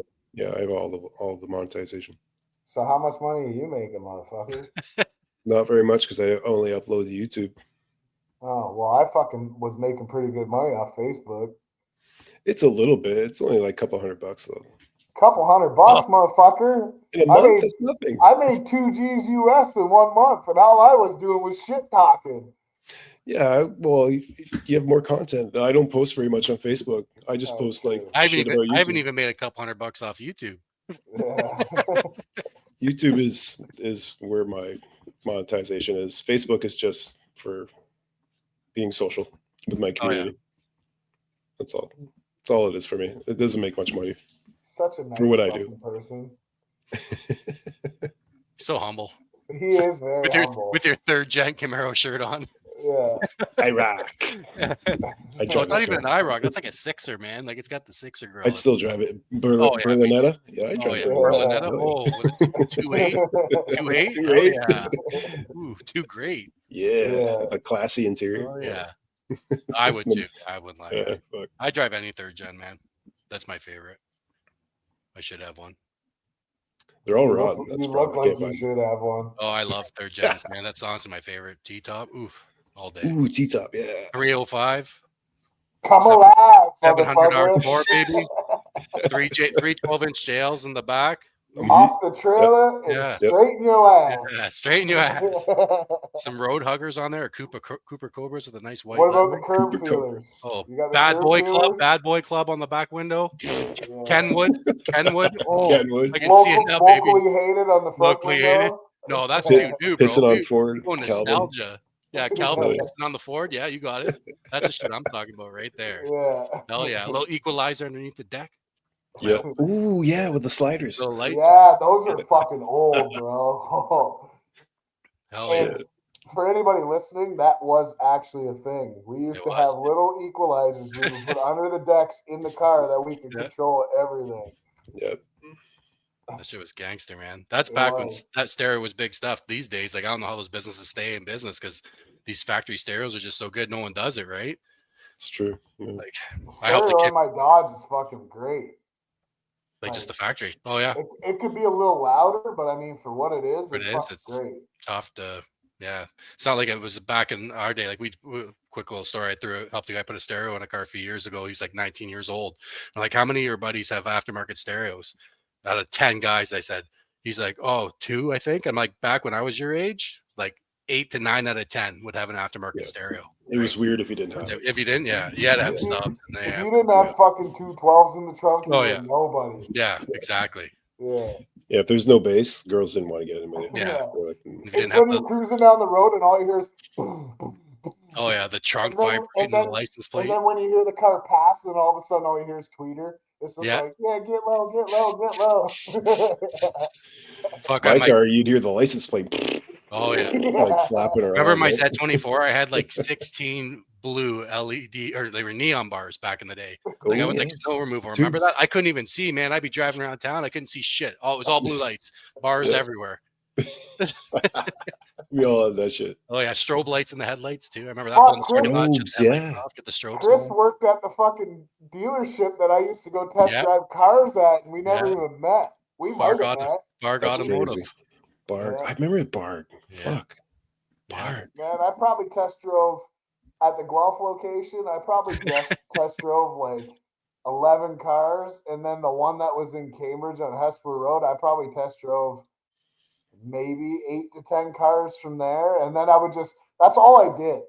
We had That's badass crazy. cars, man. They Yeah. everything from Civics with pipes right up to WS6 Ram Air Trans Ams, and like and it didn't matter who you were. RTs back in the RTs, day the were a 5.9s big or whatever thing. they were. Yeah. You show That's up with your license, baby. We're going for a test drive, or you can take Yeah. it. Like, and it That's was all me and nuts, my girlfriend used to do is just drive around yeah. test driving vehicles all fucking day long. I'd wear my little orange shirt with my yellow stripes, make it look like I did have a good job, but you know, walk in there in your jeans and your work boots, they let you drive whatever the fuck you want. Dude, I was like 18 years old driving like WS6s and Z06 Corvettes and stuff. It's just crazy. And I like, bet you we met. I bet you we yeah. met back in the day. That's crazy. Yeah. Good old days. Small Back world, when man. the fucking Cambridge Mall was just packed with like 400 fucking cars from Vital Motions. Yeah. Well, they also did it at Sports World too. Yeah. They had their big And sports. every single fucking Tim Hortons parking lot was littered with fucking cars and people. And every Tim Hortons, this one would have all the fucking Camaros. Imports and this one and the would muscle have cars, all the lowriders. imports and lowriders and you used to go to each one and you'd find some races or whatever. Yeah. Franklin Boulevard. I lived in Hesper. I would drive up Franklin was Boulevard. imports. I would get into like 3-4 races on the way up to Tim Hortons in Preston. Down and Franklin, I'd turn around and I'd get fucking 3-4 races on the way back every fucking time. I have tapes in the basement of us racing at Franklin, like on the street out front of the Tim Hortons, like in the Civics and all that stuff. Like I have old school which tapes. Timmy's, the one by fucking Crazy Eddie's? Is it the one that goes up Eddie's? The one. No, not that the one. other one farther down. Yeah. Fast that's Eddie's. crazy. Bro, Fast Eddie's used to be the fucking shit. I don't care what anybody said. Oh yeah. They used to have this dill pickle fry that was like real dill pickles with the sauce and all this other shit. And I remember that. I haven't been to Cambridge in a long time, so my buddy Steve and I were going up there, right? We're getting DOM tubing from one of the metal markets. And I'm like, oh, bro, we need to hit a Fast Eddie's. I'm like, they got the craziest dill pickle fry. We go get this dill pickle fry, and I get it out. And literally, it's a whole Colonel's bottle of dill pickle seasoning. that they just jam on the fries now. You can't even eat it. The moment you put a fry in your mouth, you're just like, You choke. like Oh yeah, the dust. Yeah. The fucking dill pickle dust. I'm That shit'll like, what kill you. happened? I was like, what happened to the good shit, man? Yeah. Remember when they used to layer the fucking bacon and cheese in the fries and the cups were fucking huge? Oh, yeah. You'd just be like, Yeah. oh man. They make good shakes still though. Still? I've been there fucking years. I haven't had a milkshake in time. You guys fucked me actually when we were in North Carolina. You guys got shakes when I was in the washroom. Well, you better fucking and you fucked us on the dogs. They were good dogs, but they weren't the real dogs. No, definitely. They were still fucking good. That's still the best hot dog I've had in my life. I won't lie. Yeah. Even though it wasn't. I fucked it up. I'm sorry. Yeah. It was still the best hot dog I've had in my life. Good. It was still good. For sure. What did he say? Fully loaded with barbecue slaw. That's barbecue what it slaw, is. yeah. All the You way. want, all you the want way. that hot dog just fully loaded. Yeah. No, it's all the way. All the way. All the way with Home barbecue run. slaw. Yeah. Fuck. I fucked that up.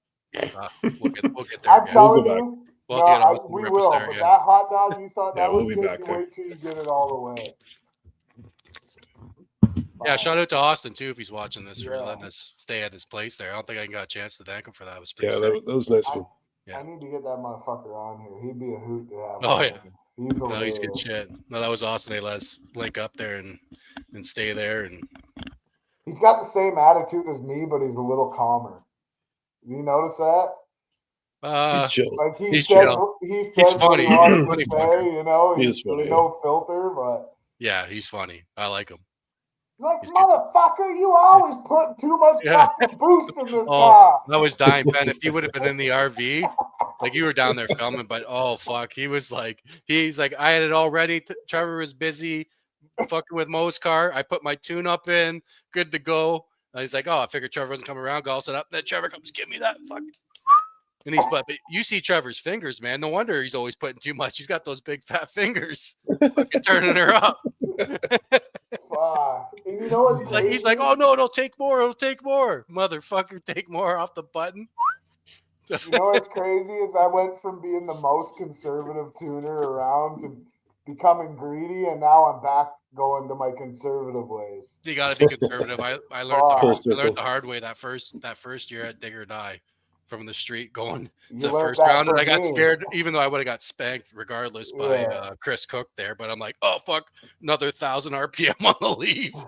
Fuck, that was stupid. I even said to Chris, you go out test on the street, it's faster than the track. They worked good last year though. Last year we went to the semifinals. So. We did put 200 pounds of shit in that one went a long way. I'm actually it kind of sucks. I kind of wish I would have brought the car this year to run it this year, because especially with the surface like that was definitely more of an equalizer this year than last year. So absolutely, it was definitely a lot shittier this year than it's been. Mm-hmm. Like last year was really good. The year before was pretty decent. Then the year before, no, that's our third Dig or Die. Do you think it's the weather? Like, is it the cold? Is that because, like, what else changes? You know what I mean? Like, how can a track change like that? It could be. It could be. Maybe they didn't do as many passes on that shit this year. I don't know.